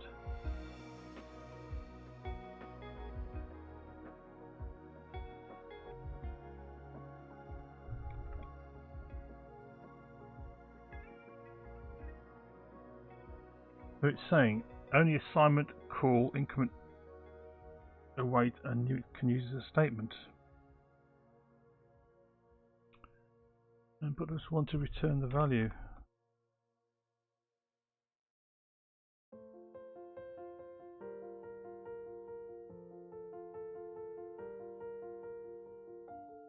Thank you. You gonna complain? Has to be redundant. Fair enough. Okay, well we got our statement to work eventually. So we're just fat arrowing that so it returns, so we can get rid of those brackets off of it. Depending on what the switch was, it's going to return those things, and it's saying here that if it's true, then we do the jump.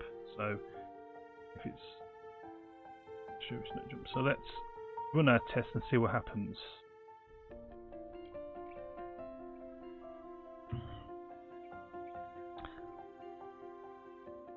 You'll be the Tooth Fairy, Remedy Geek. Hi there, Mahana. And the project is to build a Z80 emulator. So what we're doing at the moment is we're just building the jump commands. So this is assembly language, obviously. So we're just building the. We have to create each individual command. There's 700, 800, maybe even more than that. Maybe get over 1,000 commands we have to build to emulate all of the operations that a Z80 can do. So this is all part of that. What we're using here, I don't know if you've come across this. This is a switch expression. This is new in C#8. So we've got, this is a .NET Standard 2.1 project to build a NuGet package, which will be a Z80, an accurate Z80 emulator, which anyone can download and include in their own projects.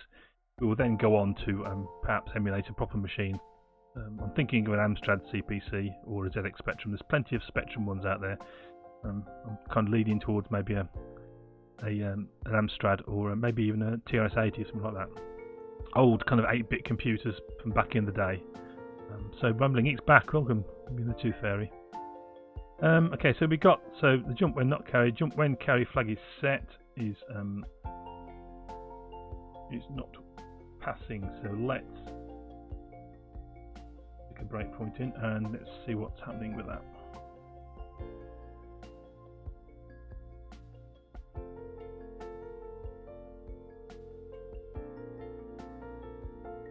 We run the carry flag, set the carry flag, put a breakpoint there.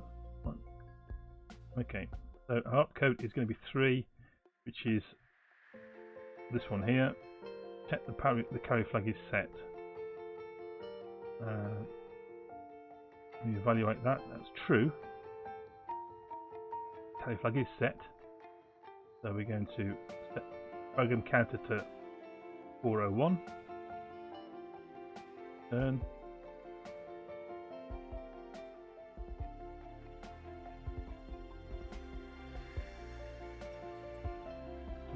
jump out of that. Return from the tick. So we've stepped there. So we're saying the program counter should equal 191, and it does. And I think we've had the flag, of course, the carry flag got set. Of course it did, because we set it. And our instruction doesn't change the carry flags. So what we're going to do is simply not do all of that. We'll copy that.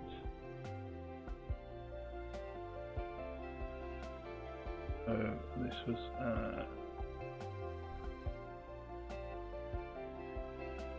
that's going to be true.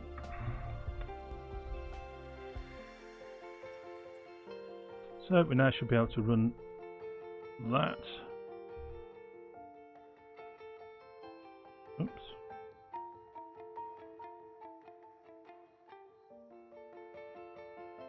Nope, I put it in the wrong place, that's why.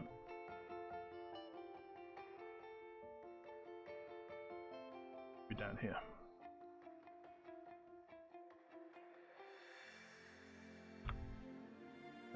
Carry flag was set because we set it.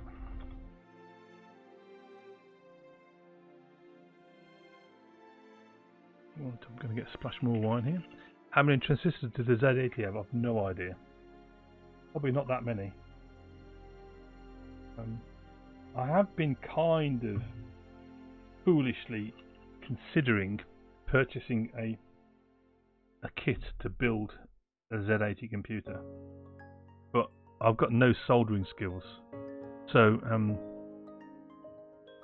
I think sense will prevail, and I won't buy it. I don't really want to get into hardware stuff on stream. I would want to build it and then kind of play with it on stream. Which leads me actually quite neatly to how can we know that these flags are actually set correctly? We've kind of followed the instructions, and the instruction says that it doesn't affect any of the flags. But how do we know? And what really happens? Well, we haven't got a real Z80, and that would be the best way to get a Z80, and that's why I was kind of considering getting the kit, and then we could have some LEDs wired up to the flags, and we could do commands, and we can see how they're changed. But I don't have one. What I do have is an emulator called WinApe. This is a Amstrad emulator, and it has an assembler, and we can write programs in here, and we can actually then debug them and observe the flags. Now, what I do use this for is for looking at when I do certain commands, and I want to make sure we get some good tests. I can prototype some tests in here, get the flag results, and make sure my emulator matches those results. But what you can't do with this emulator is necessarily trust the undocumented flags, the two bits 3 and 5, which are undocumented, because I had no idea if this emulator passes the test for undocumented flags. So I don't use it for that. But WinApe is great because I can write some assembly language programs in here, step through them with a debugger, and see the result, the effects on the flag registers, and make sure my flags are match. It's not a substitute for writing tests. It won't be a substitute for running those regression tests that I got from the Fuse project. When eventually we got enough opcodes to warrant actually starting to wire those up, there's 1,145 individual regression tests in that package. That should provide us a really good level of confidence we've got a decent emulation. Okay, so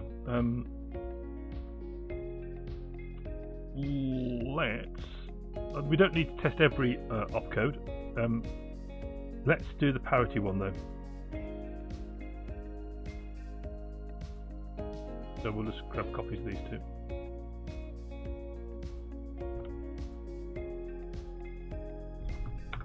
So we're assuming here that the accumulator is what we're testing for parity.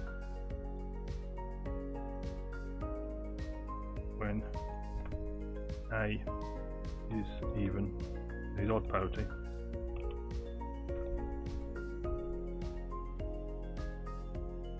And when, so I'll have to do some research to make sure I'm that, but it can't be anything else really. Okay. So how are we gonna do this? So we don't need to run 2 steps anymore. And get rid of that, and then just drop these down to the original values. So what we want is jump for odd parity. So what was that, do you think? I can't remember. Let's bring the opcodes across. Jump odd parity. JP carry JP parity odd was E2, and that'll be EA. We'll make sure. Okay.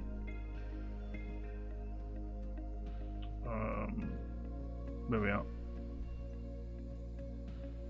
This EA is jump parity even. Okay, so let's set our accumulator up with odd parity. So the accumulator we're going to set up with the 001 001. That's odd parity, but it should jump in that case.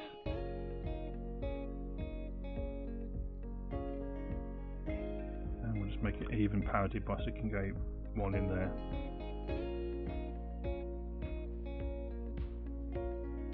So we don't need to make any code changes, and we'll just see if that passes. So they don't. Okay, let's have a look. Oh, okay, so this is because we haven't set carry flag here, so this should be flags unchanged.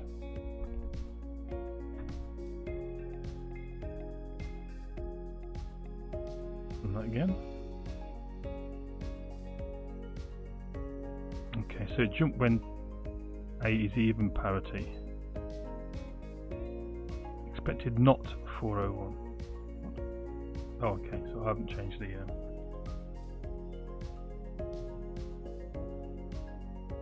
run that again. So the tests were wrong, but our concept was correct. Okay, so we got conditional jump. It's pretty good. We haven't got to test all the other variants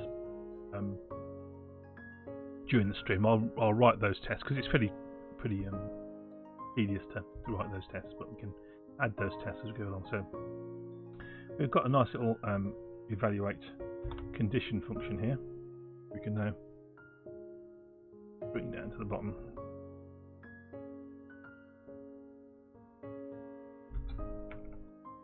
And using my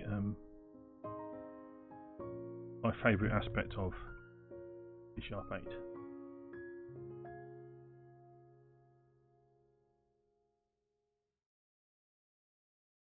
Go.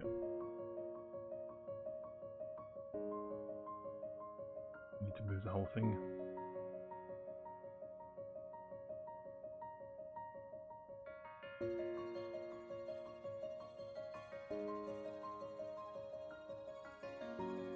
I do that indentation, so it's nice. No, I don't know about you, but I just think that's pure stable. That's F#, isn't it?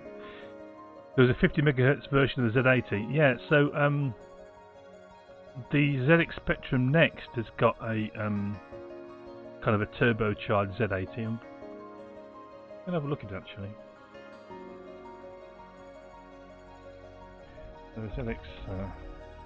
I don't think it's 50 though.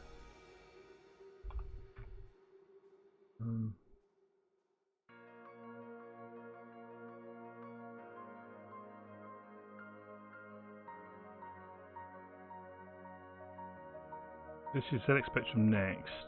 I don't know if it will tell us. hardware.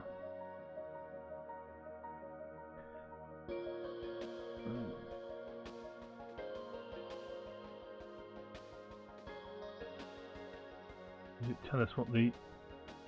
No, it's not going to tell us an awful lot about what's in there, is it?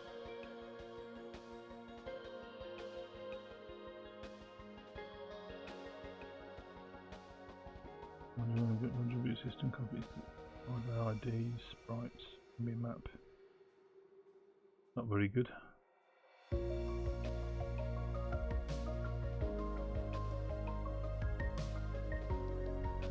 Anyway, I'll leave. This is the specnext.com is where you want to go for information about the Spectrum, ZX Spectrum Next.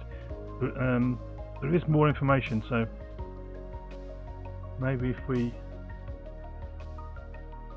Doesn't seem that useful, does it? We had a Kickstarter.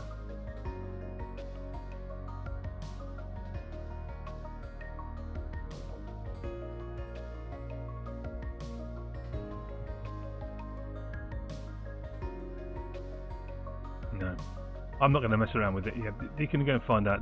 But I think it's got a turbocharged Z80. It says an enhanced Z80, they call it.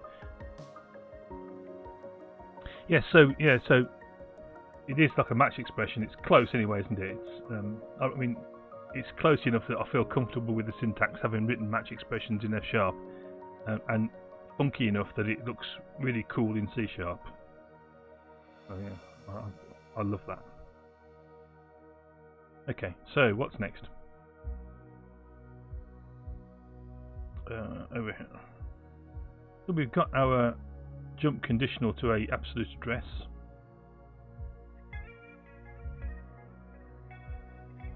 So what's this?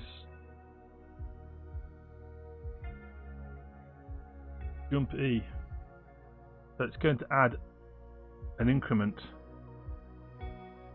This is a kind of this is JR, so it's gonna take a signed value.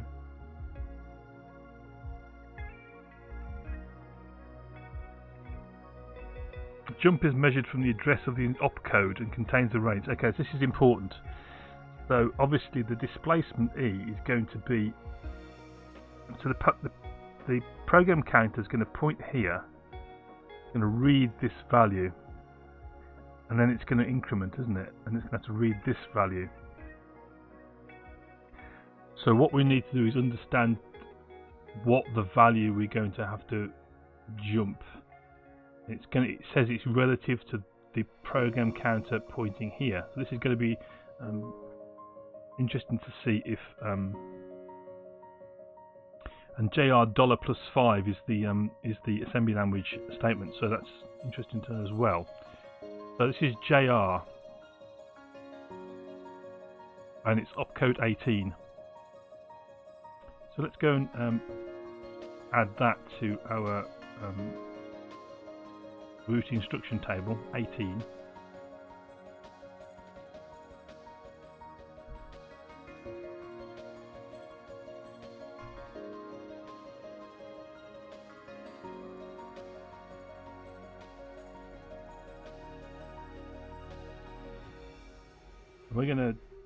We're just gonna denote that as JR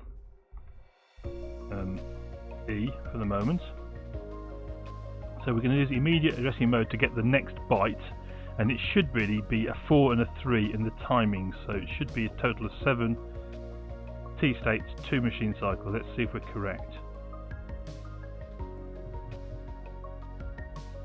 And it actually is more, look, because it's got it's 12. It's a 4, a 3, and a 5.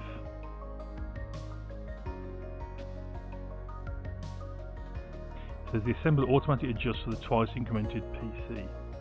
Okay, so it's got a 5 on the end of it, so that's 18. So that's important from our timing point of view. Jump relative, yeah. How finding power line? So here's my power line. So I'm using dark blood as my theme, because it seems to work better on stream than having the large banner on the prompt.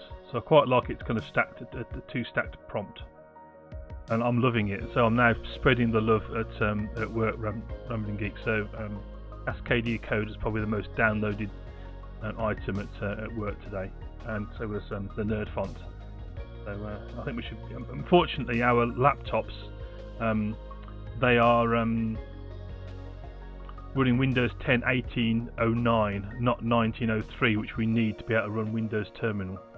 I'm hoping that we get that update. Now it's kind of, I think it's been officially agreed that it's a good update now after many kind of pains that it had with Microsoft.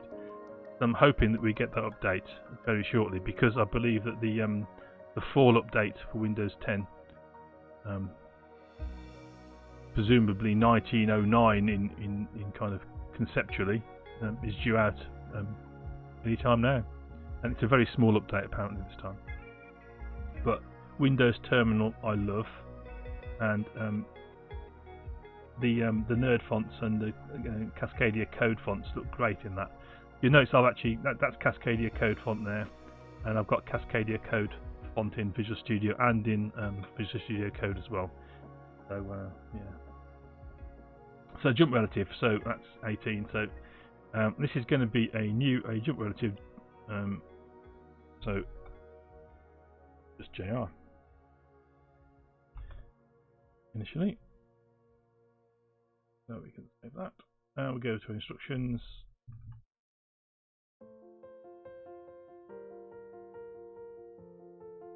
This. I'm going to call this JR. Now this time we're not getting an address, are we? We're getting a relative value. So in this case, we're going to get E, our offset, and E is going to be actually a assigned byte.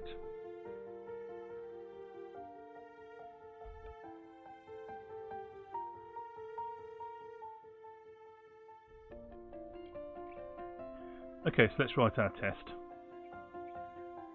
So we're going to need to write two tests, one for positive displacement, one for negative displacement. But let's write the positive displacement one first, because the main thing we're going to make sure is that we jump to the correct place.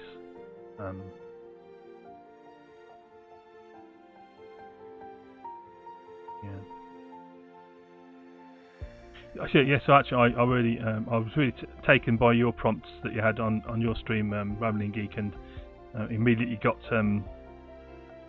envious and wanted that something for mine as well. So I was very happy to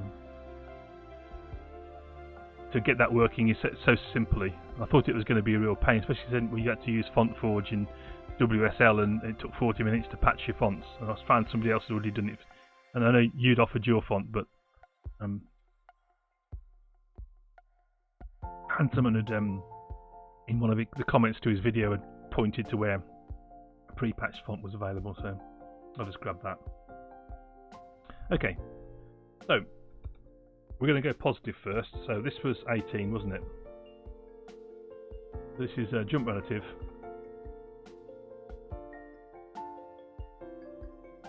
And we're going to go what was it? Dollar, wasn't it? Dollar plus, and we'll go. So we're limited now. We can't go all this distance. So let's just bring these together. So 5, 6, 7. Where should we jump? We'll jump 1, 2, 3, 4. We'll jump to there. We don't want to choose somewhere in the middle, so that if we over jump or under jump, we'll know. So dollar plus 4. So this is going to be a displacement of 4. Okay, so we expect after, and that can be 0. After we've done the jump, we expect to end up at 84.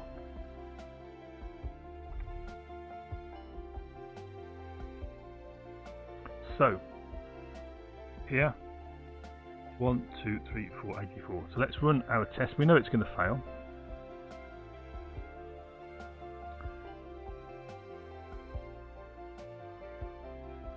Oops. Have I just changed? Oh dear me. Just change one rather than copying it first. So let's copy that and then just undo everything.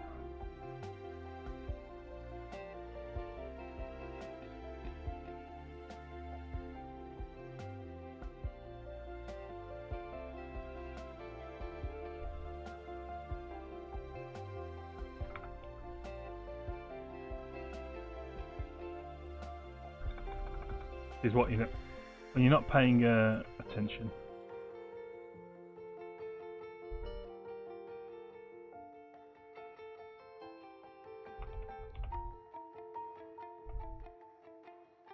Forward 4. Okay. So that should be 84. So we can run that. We know it's going to fail. Yeah. It actually ended up here. 82. So, without doing anything, it was already on program counter +2. Feels noble. Speaking of OS upgrades, Mac OS X Catalina dubbed the Mac version of Windows Vista. Oh dear. So since this is an assembler stream, I thought it might be interest to know the instructions on modern CPUs typically have two timings, latency and throughput. In the olden days we just had latency, yeah. So what does the throughput, what do they mean by throughput? There, Feel Stable. So what we've done there, it's actually jumped. It's going to jump. It's already gone it's already gone 2, hasn't it? It's already jumped. That's a 0. It's already pointing at the next command, the next slot, by the time it's read in the displacement. So it's already PC +2 here. And so we want to jump another 2. So actually, this is going to enable us to go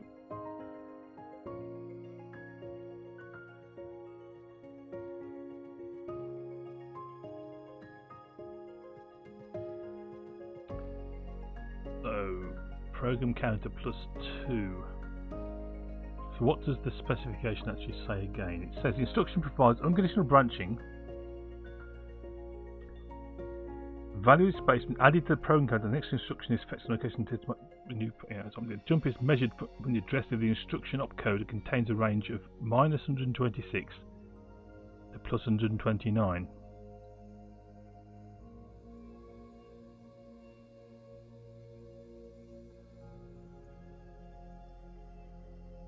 The assembler automatically adjusts for the twice incremented program counter. So what we need to do is we need to take a temporary value of the program counter and remove 2 from it. So we'll just be quite transparent in what's happening in the actual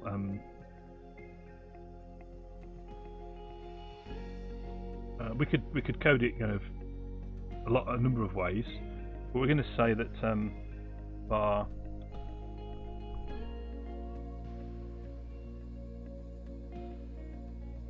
the origin is going to be program counter -2.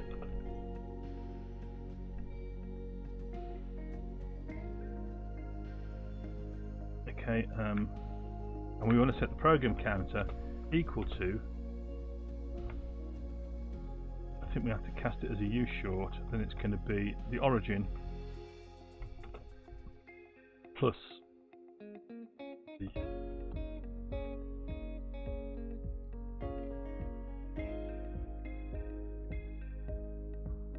I don't believe we affect any flags this command, so condition fits not affected. Okay, so over to our flags unaffected. Let's run that and see if that works.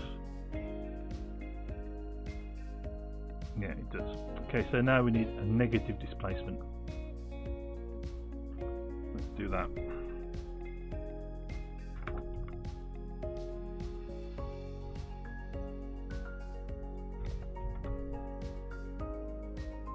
We we're going to go back 4 this time.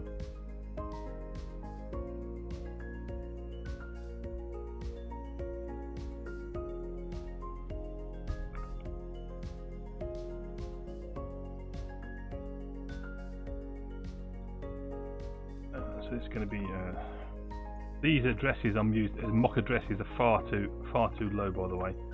This would be well into the range of the ROM or the firmware. So if we actually really did jump to these locations, we'd be destroying our operating system or our monitor program.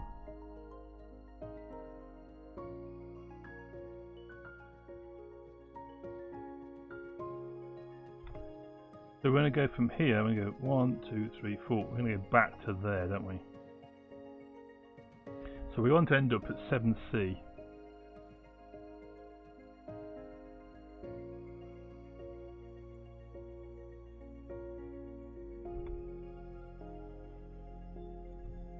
Row 7C. And so what's our value here going to be? Well, it's going to be FF is -1. FE is -2, FD is -3, FC is -4. So remember, we're dealing with 2's complement numbers. So that's -4. So negative numbers, so 2's complement. Okay, so I'll just quickly explain 2's complement. Let's just get Fuel Snowball's comment about throughput versus latency.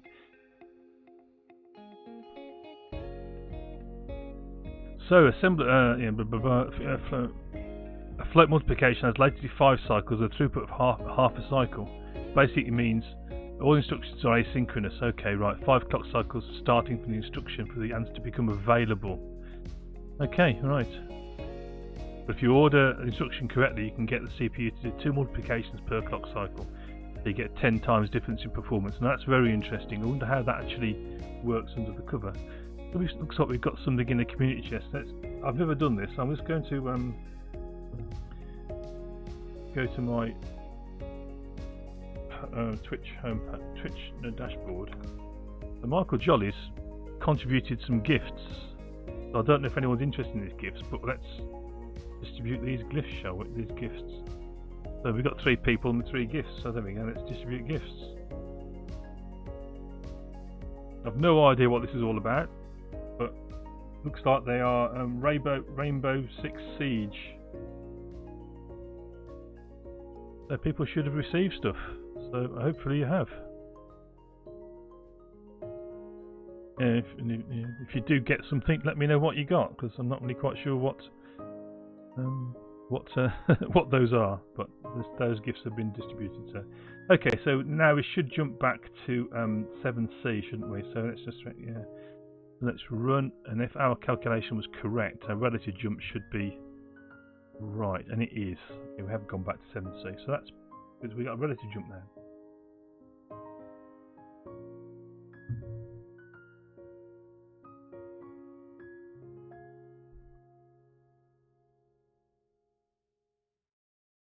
Doing quite well. It's quite a nice instruction.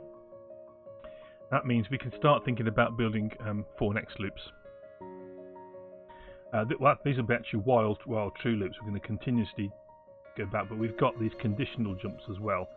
Unfortunately, conditional jumps to specific addresses, which isn't so bad, but there are better things we can use. Let's go and have a look at the next command.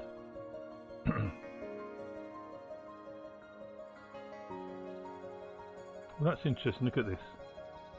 It says,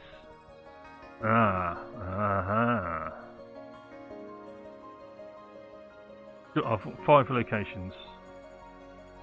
1, 2, 3, 4, 4. That's correct. Okay, I thought it was. It's got 3 there.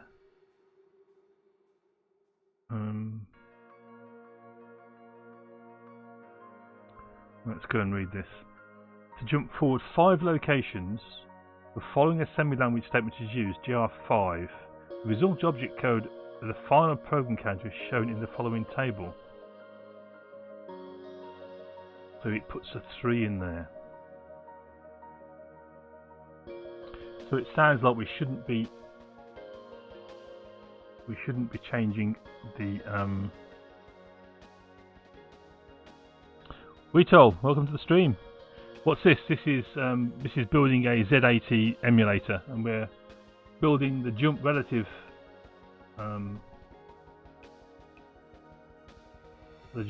command, which is JR with a displacement. And what it's saying, it says that the jump is measured from the address of the instruction opcode and contains a range of -126 to +129 bytes. Now clearly that's not actually the case, because a signed byte doesn't contain that, it contains -128 to +127. The assembler automatically adjusts for the twice incremented thing, so it must decrement your number twice on your assembler. So let's see if that's actually what's happened, in which case we don't need to do this bit. So let's actually experiment with that. Oh, iTunes, go away. So let's bring up our emulator. So as we decided that with quantum computers coming round and we need a Z80 abstraction, yes, we need an 8-bit computer. Yes, that's what we need. A nice 8-bit computer. So here's our. This is an emulator for the Amstrad microcomputer (CPC), which is a Z80 based machine. So we're going to use that as a testbed to try and figure out what we need to do. So if we say that our origin is going to be, in this case we need ampersand 8000, just to make sure we don't overwrite the firmware. So then we're going to say jump relative. Now they use $+5. I'm not convinced. We'll use our $+4. I don't think their assembler here is going to like that. Oh, it does like it. So it's put a 2 in there, look.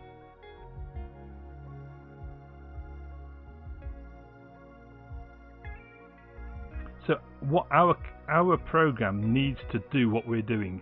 However, the command, the assembler, will have a value that's 2 greater.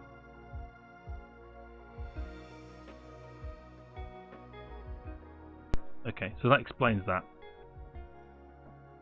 Okay, so what we can do here in our, this is going to be, so what happens if we do that? If we put -4 in and assemble that, there we get FA, so to speak.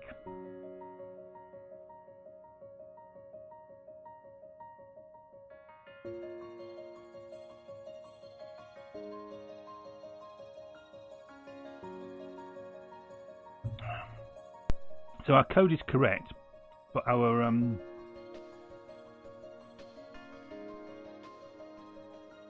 this actually is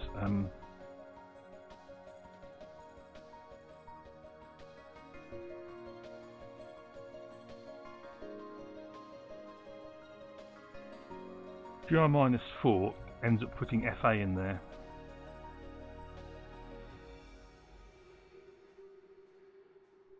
Where that ends up putting 2 in there.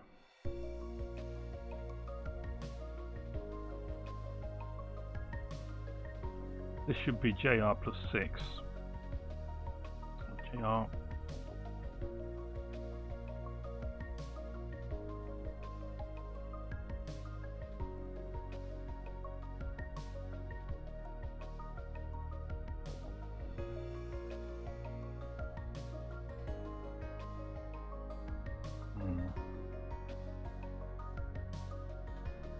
JR +6, assemble that.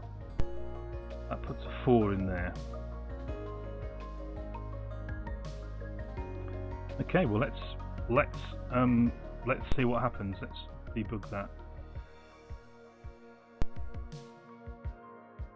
Let's go to 8000.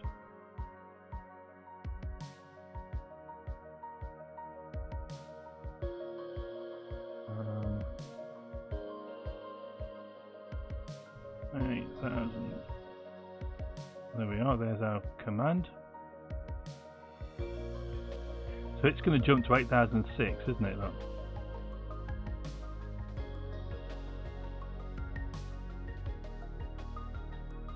2, 3, 4, 5, 6. So it's gone 6 ahead. But it's only put a 4 in there, so it's gone 4 ahead.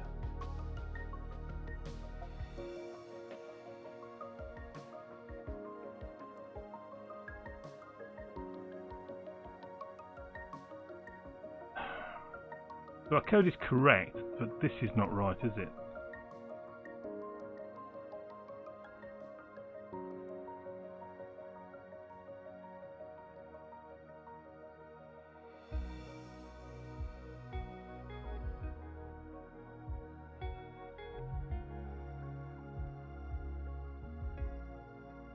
So it's going to jump 4. Yeah, so if that was plus 6, it should end up. So it would have been sat here 1, 2, 3, 4. It should end up there.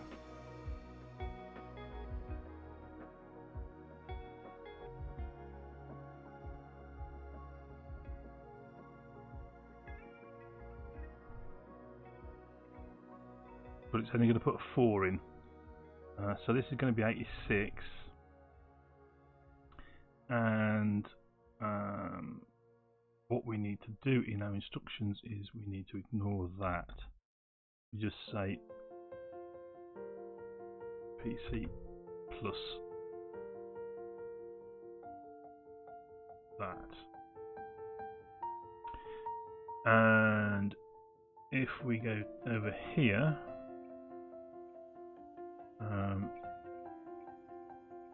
so it's going to blend it up here.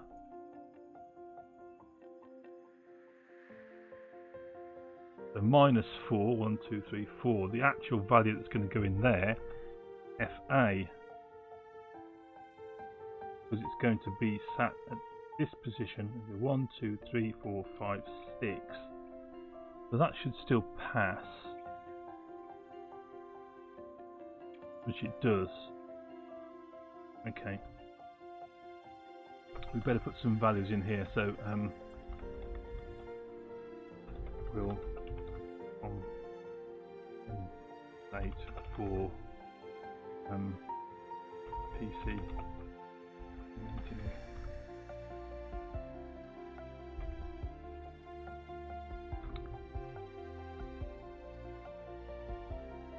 In both places.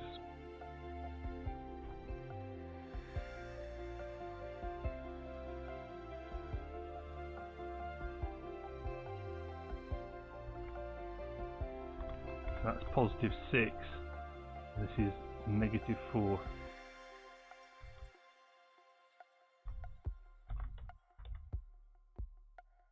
So that's a bit of a wrinkle, isn't it? So I think the important note is that when it says the assembler will automatically adjust for the twice incremented piece program counter. So let's put that note also in the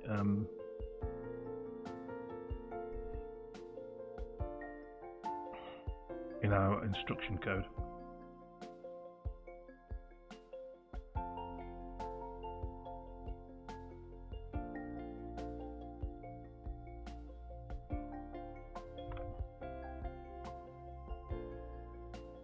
Put some comments in.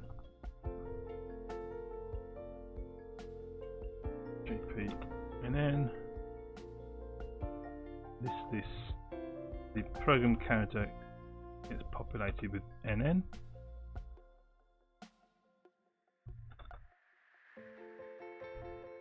Here, this is jump CC NN. Program counter gets updated with NN if CC is true.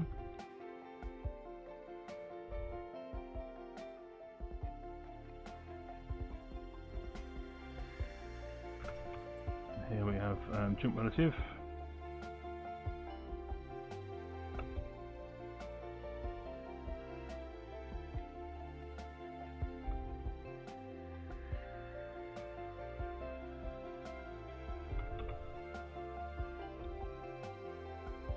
And we'll just make the note here that the assembler We'll compensate automatically.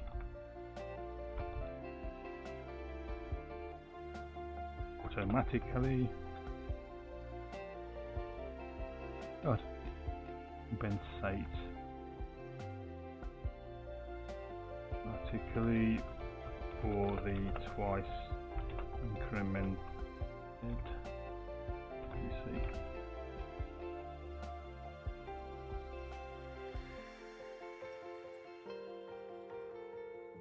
Okay.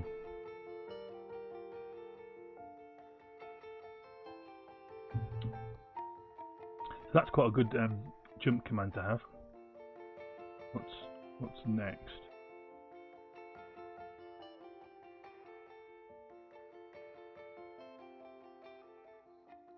This is jump mode if carry. If you're able, you also look a bit out of place in a bookstore talking about solid principles.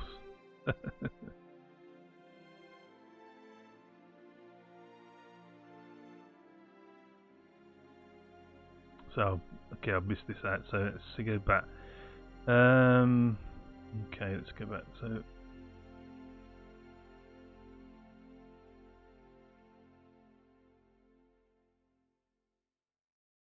so Wheatal says, I know enough about quantum computers to understand that there's a difference.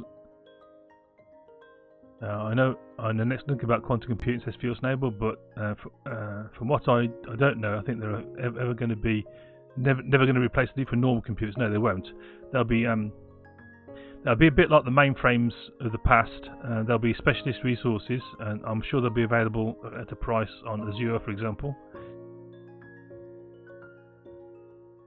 So yeah, I think because of the technology involved at the moment, there's not going to be quantum PCs. They're going to be quantum mainframes, and they're going to be sat there and tackle the difficult problems like solving global warming and things like that. So hopefully they get online soon and start working on that problem.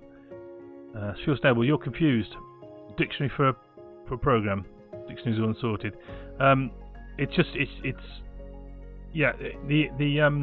My RAM eventually will be just an array, but because I've only got snapshots, little bits of RAM.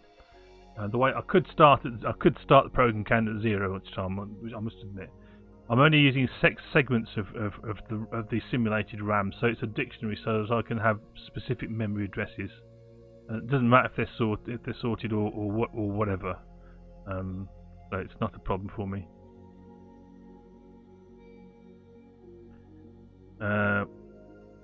Lots of questions, lots of comments about sorted dictionaries. Okay. Ironside, welcome to the stream. You've joined us for a Z80 stream rather than a shader stream, which I know you were interested in looking at. So hopefully next Monday, if your Snable's up to it, we'll try for another shader stream.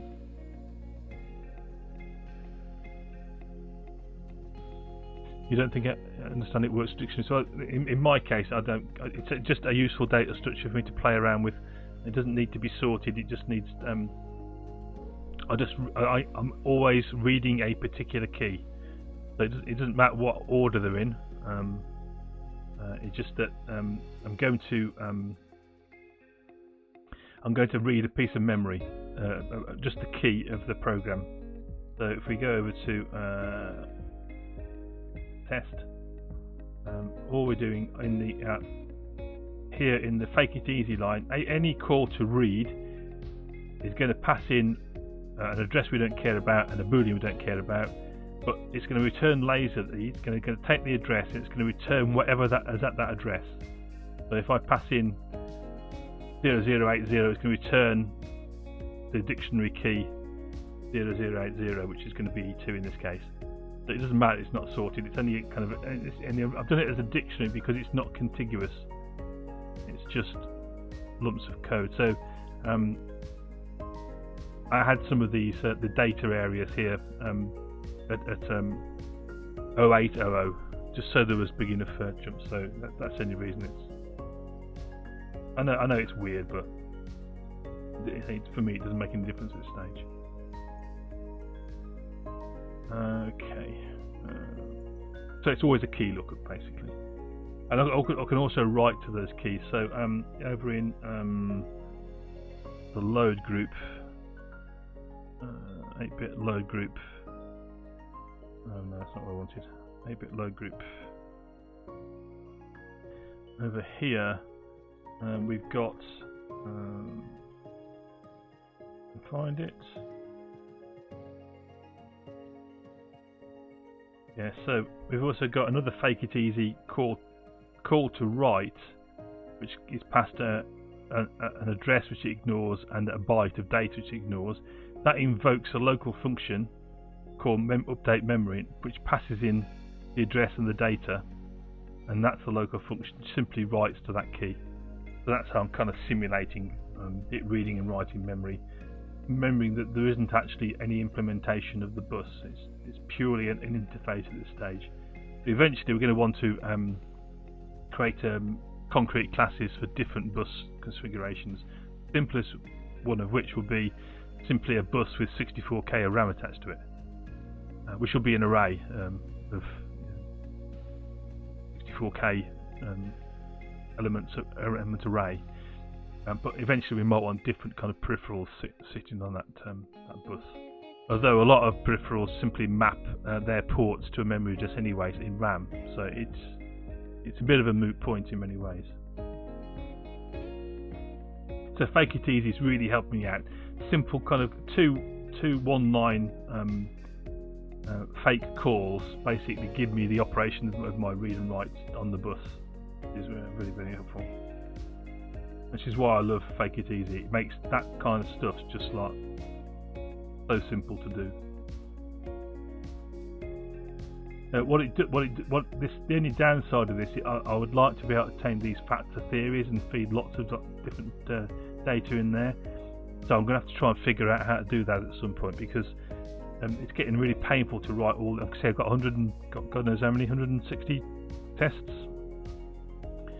167 tests so far, so it's quite painful to keep having to write them, and it would be nice just to be able to add theory data on there and get the single test to test lots of different data items. So I'll have to figure out how to do that with this model. Right, what's time? It's 20 to 11, so let's keep going for a little while longer. What was the next? This was a jump. Jump if the carry flag is set. Jump relative if carry flag is set. So this is really easy to do, isn't it? And we got a jump carry if not set, have we? Yeah, so we got a jump carry not set. So we should be able to, this is opcode 38. So we should be able to do this quite simply. So let's go over to our Z80 again. 38. So it was 18. This is 38.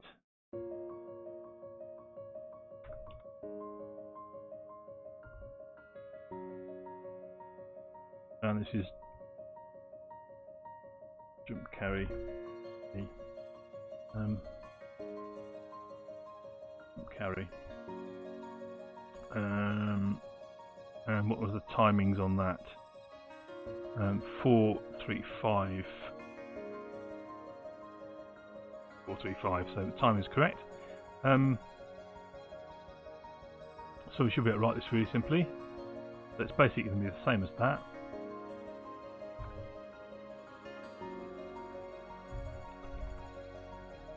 We're only going to do it if the carry is set.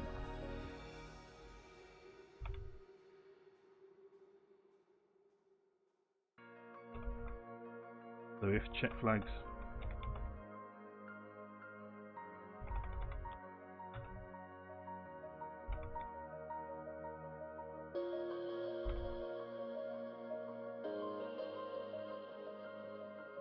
so that's that.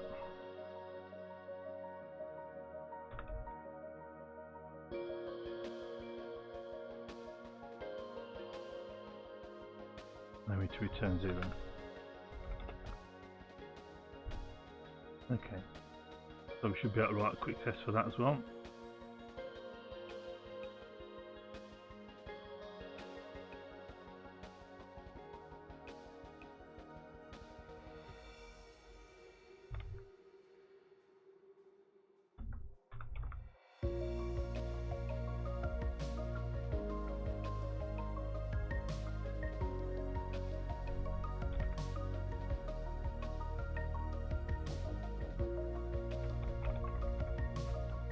So we'll do the carry set case first, and we'll just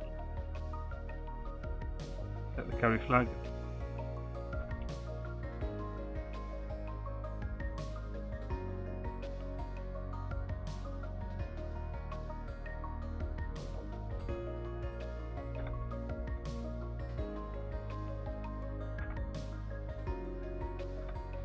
We're going to do 2 steps this time. I think it was 37 was 37, I think it was at the carry flag. Let's pop up here and find out.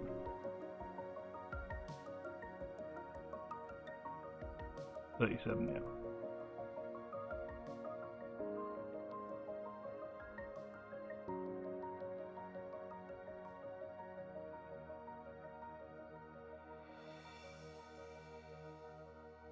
One, 2, 3, 4, 5, 6.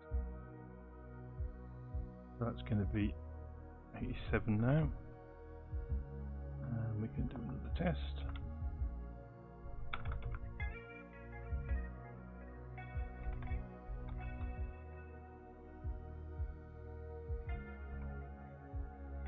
Don't jump if carry's not set, in which case need to just change this back.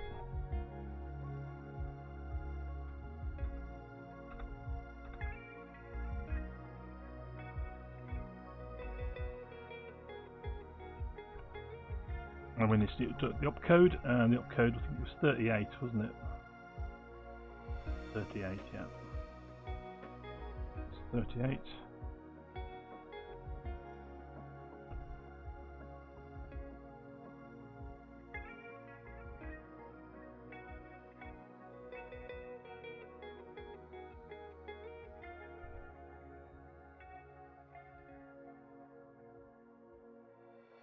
So we expect it to be 82 if it didn't jump.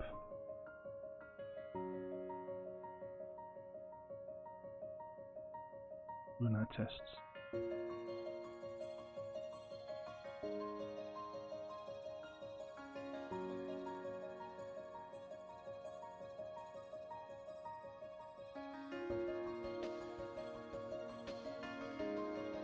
Finishing off would be easy.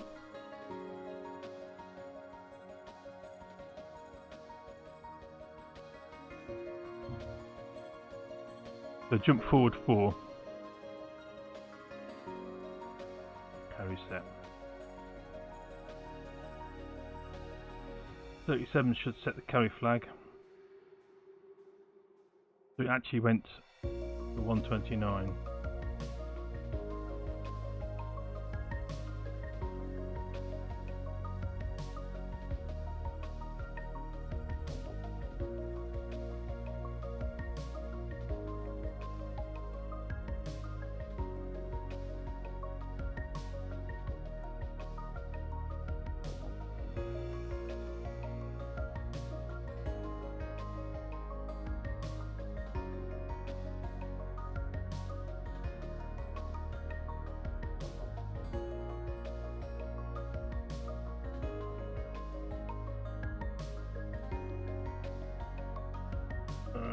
So why is that the case?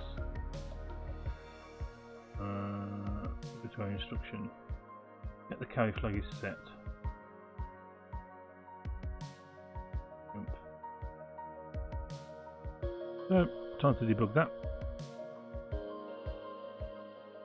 Shield Snowball, what you haven't been able to what you've been thinking about but not sure how, is it possible to write properly based tests? Writing tests is, I don't know. The problem with writing tests is that there's always another test you didn't think of which fails. That's what I tend to find. You can write tests and convince yourself your program's working, which is why I want to have all of the other diffuse tests to kind of back up what I'm doing. Oh, I'm not calling the right thing here, am I? 38.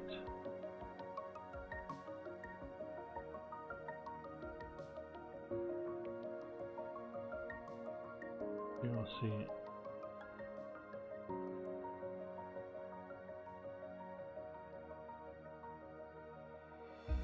didn't hit that, so what did it do?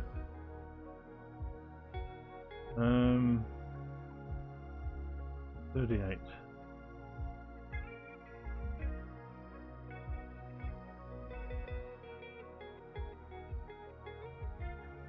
Set the carry flag. Do a 38.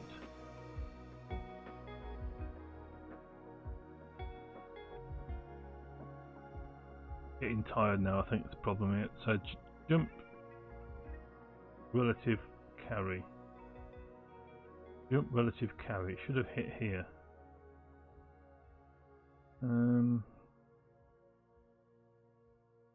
Why didn't it hit there?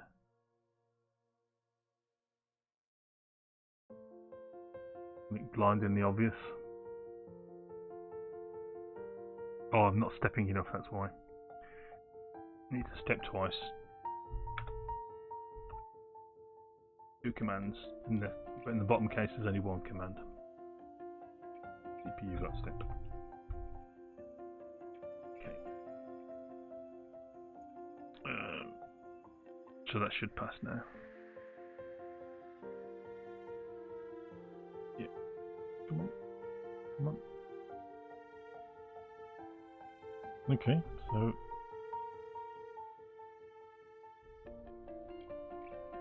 it changed the flags because the carry flag got set. So we can go and pinch the carry flag stuff from up here. There's that one there.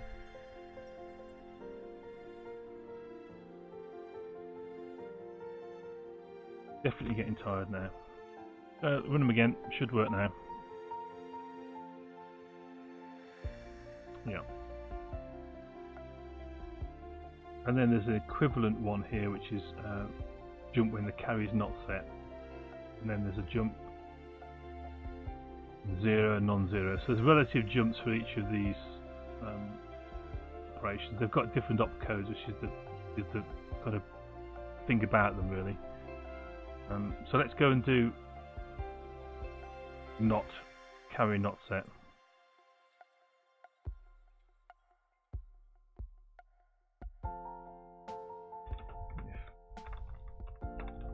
Carry set, same thing.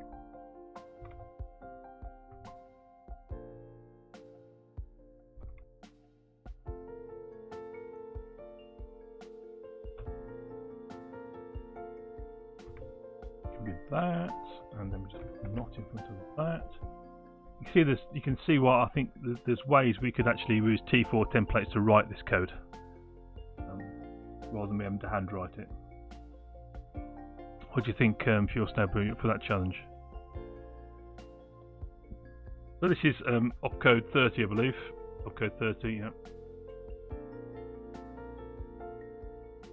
So we'll grab 38. 30. We'll call it not carry.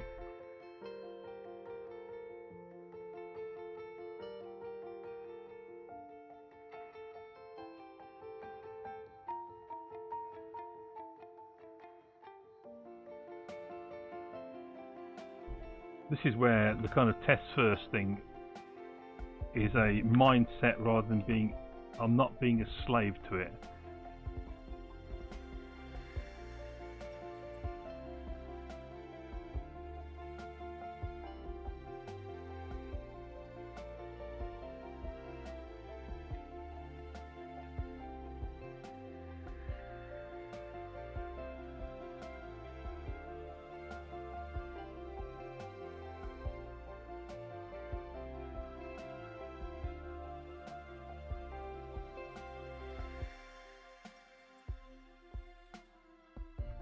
So not jump, do not jump forward, go in C,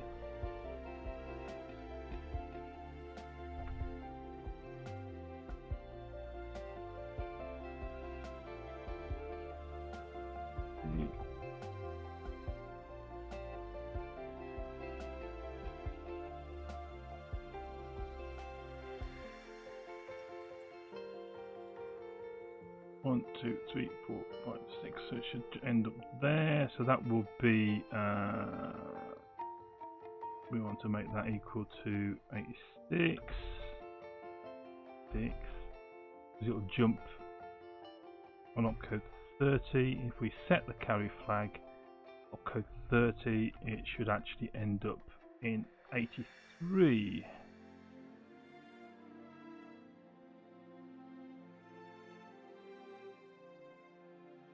Let's try that and see what happens.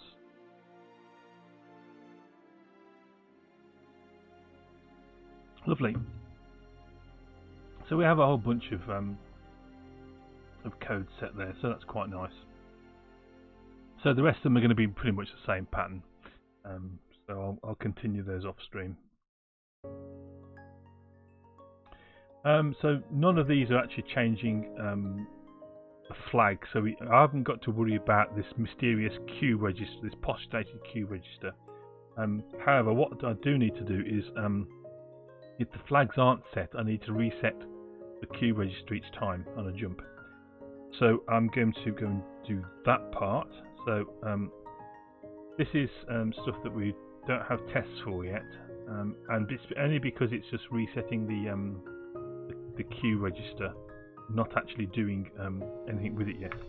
So here you want to reset queue. So what that's going to do is it's going to on this postdated queue register, which is a copy of the flags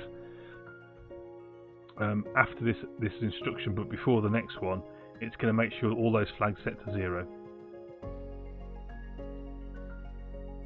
And this is all to do with undocumented behaviour. So the queue register is not something which we know actually exists. Unlike the so-called WZ or mem pointer register, which we do know actually is built into the CPU, it's a non-accessible register pair. The other thing we need to do is look at mem pointer. So over here I have a cheat sheet. This is something that was written by Vladimir Kladov, and it's basically he did some experiments, or at least he's reporting on the. I don't know if it was him or he's just reporting experiments that were done to track down the behaviour of this mem pointer WZ register pair following all these different commands. So jump relative, jumping to an address,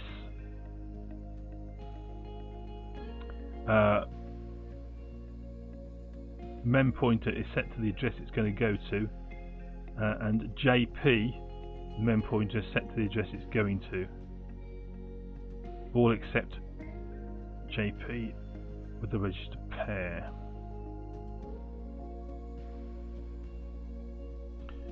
Okay, so we jump relative at the moment, so that's fine. So the jump to an absolute address, JP's to an address. So let's find those JP's. So here we need to set mem pointer equal to the address.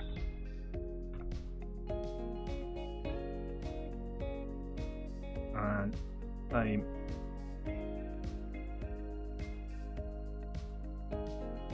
here.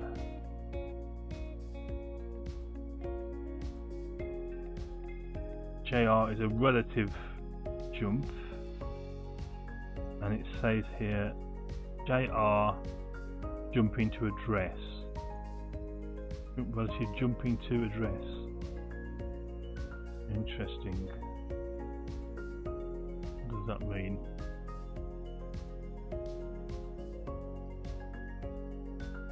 I think the mem pointer must go to where it's going to jump to. At least that's going to be my interpretation for now. So mem pointer is going to equal to the program counter.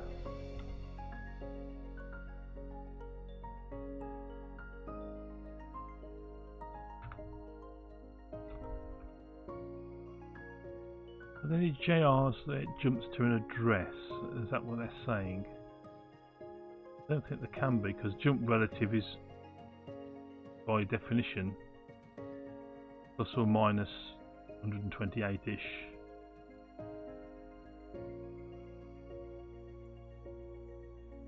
Yeah, and that's a reasonable assumption. So this is all you know, this undocumented behaviour we have to kind of take into account, but it's not going to affect this in particular. Won't affect any legacy games or programs. Don't actually take account of mem pointer. This is just to get us past some of the trickier emulation tests later on, which will test for this mem pointer behaviour. We haven't actually written. There's only one opcode which is affected by it, and that's one of the bit commands. So we haven't written that yet. Okay, well, let's run those tests one more time.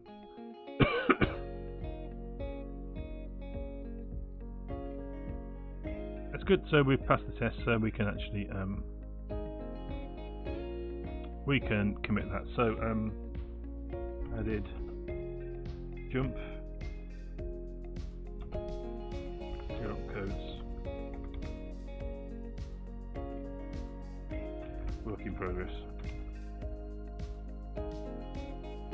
So we can commit that and then sync that back up to GitHub. That'll be on my GitHub for you to go and look at if you wish.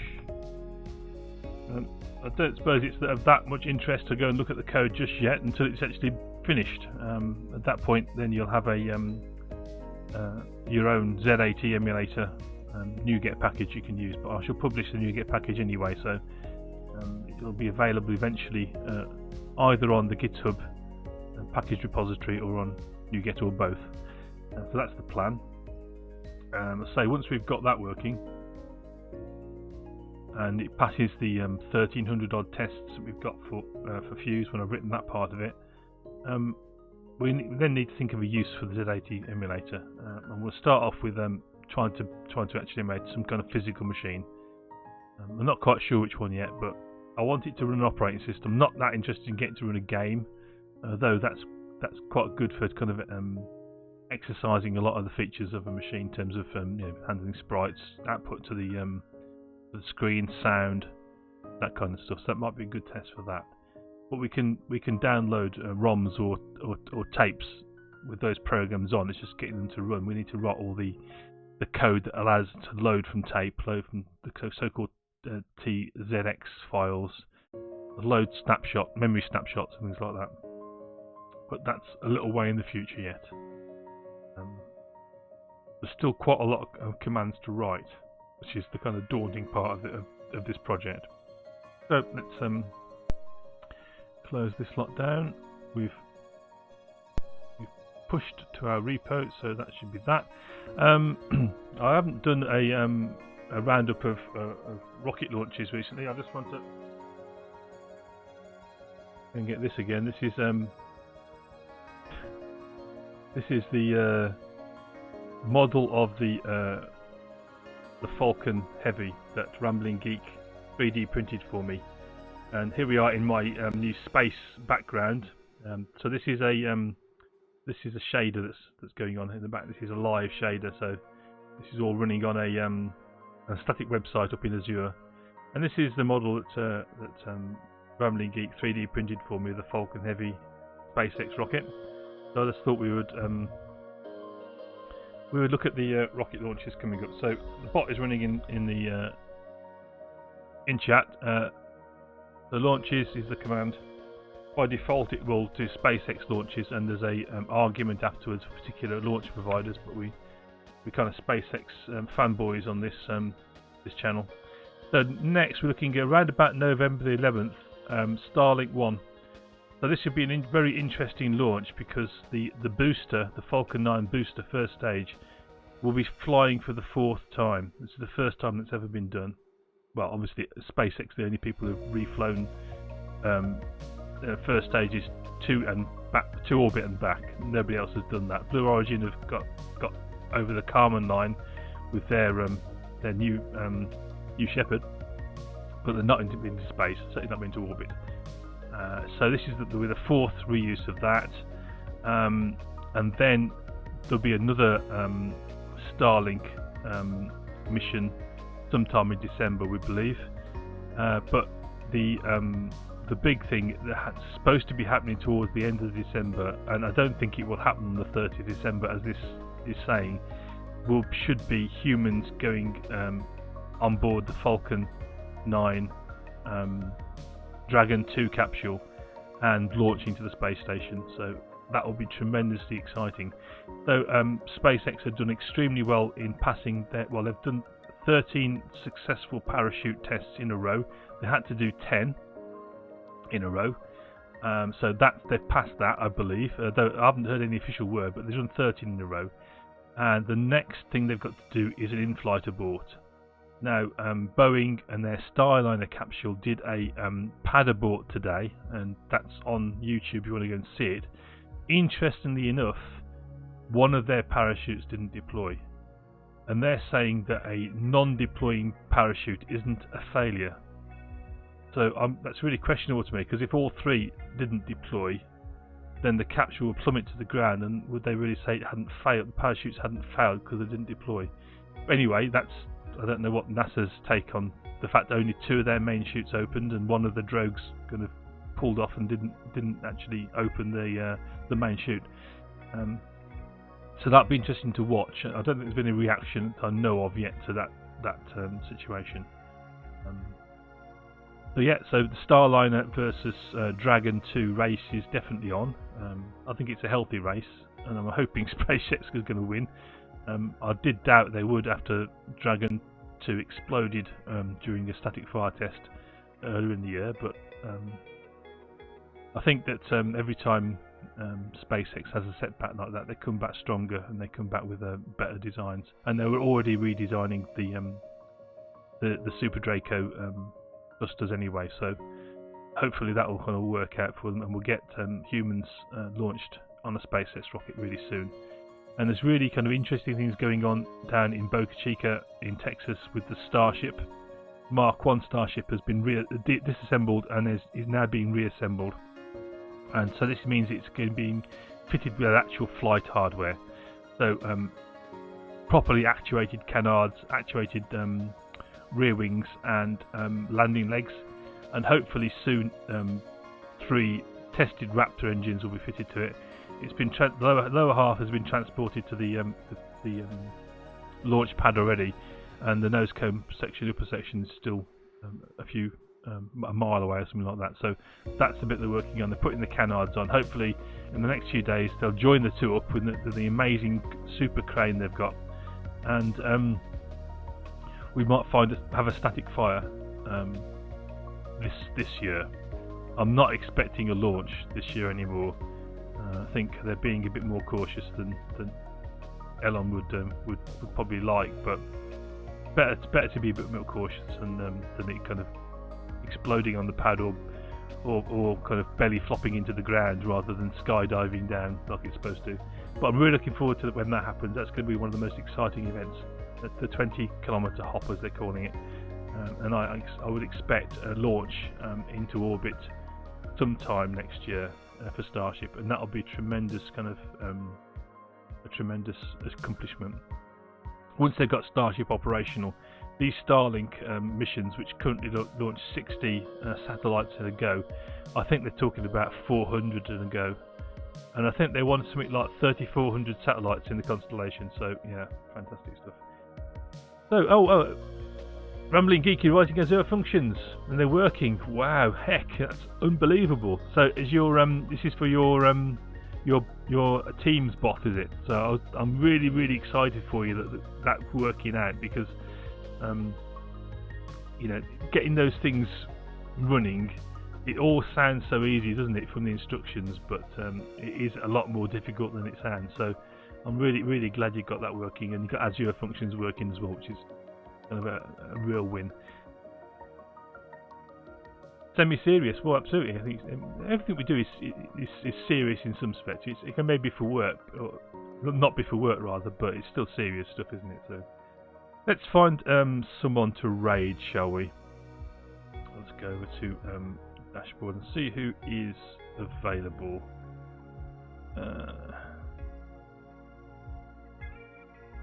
Right, let's have a look.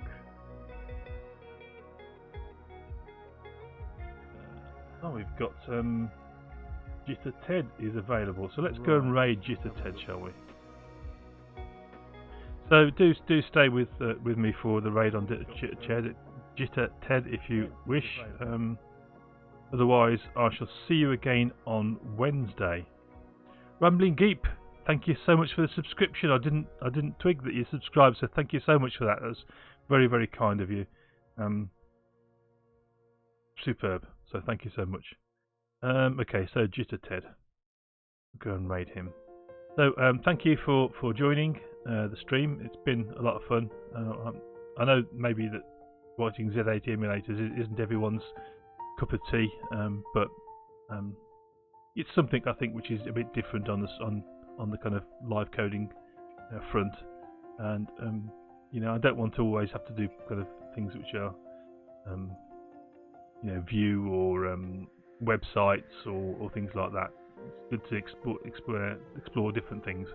Hence, we did the shader streams with Morton Fuelsnable. They've been 26 successful. As I say, I'm very, very close to 100 subscribers on YouTube. So if you haven't subscribed, please pop over and do that. And I think we've got some plans. Fuelsnable and I got some plans to maybe present some more kind of unusual topics on stream. So hopefully can organise that. There'll be kind of short streams or short series of streams, but I know that Morton's got some interesting concepts he'd like to kind of publicise, and I think this is a good kind of forum for getting that across. Thank you very much, Rambling. That's very, very kind of you to help me towards that kind of mini milestone of 100 subscribers. Okay, so let's head over to Jitter Ted, and we'll see you again on Wednesday. It should be about 4 o'clock. Remember, we're in UTC time now. Okay, here we go. Here's the raid. So see you again soon.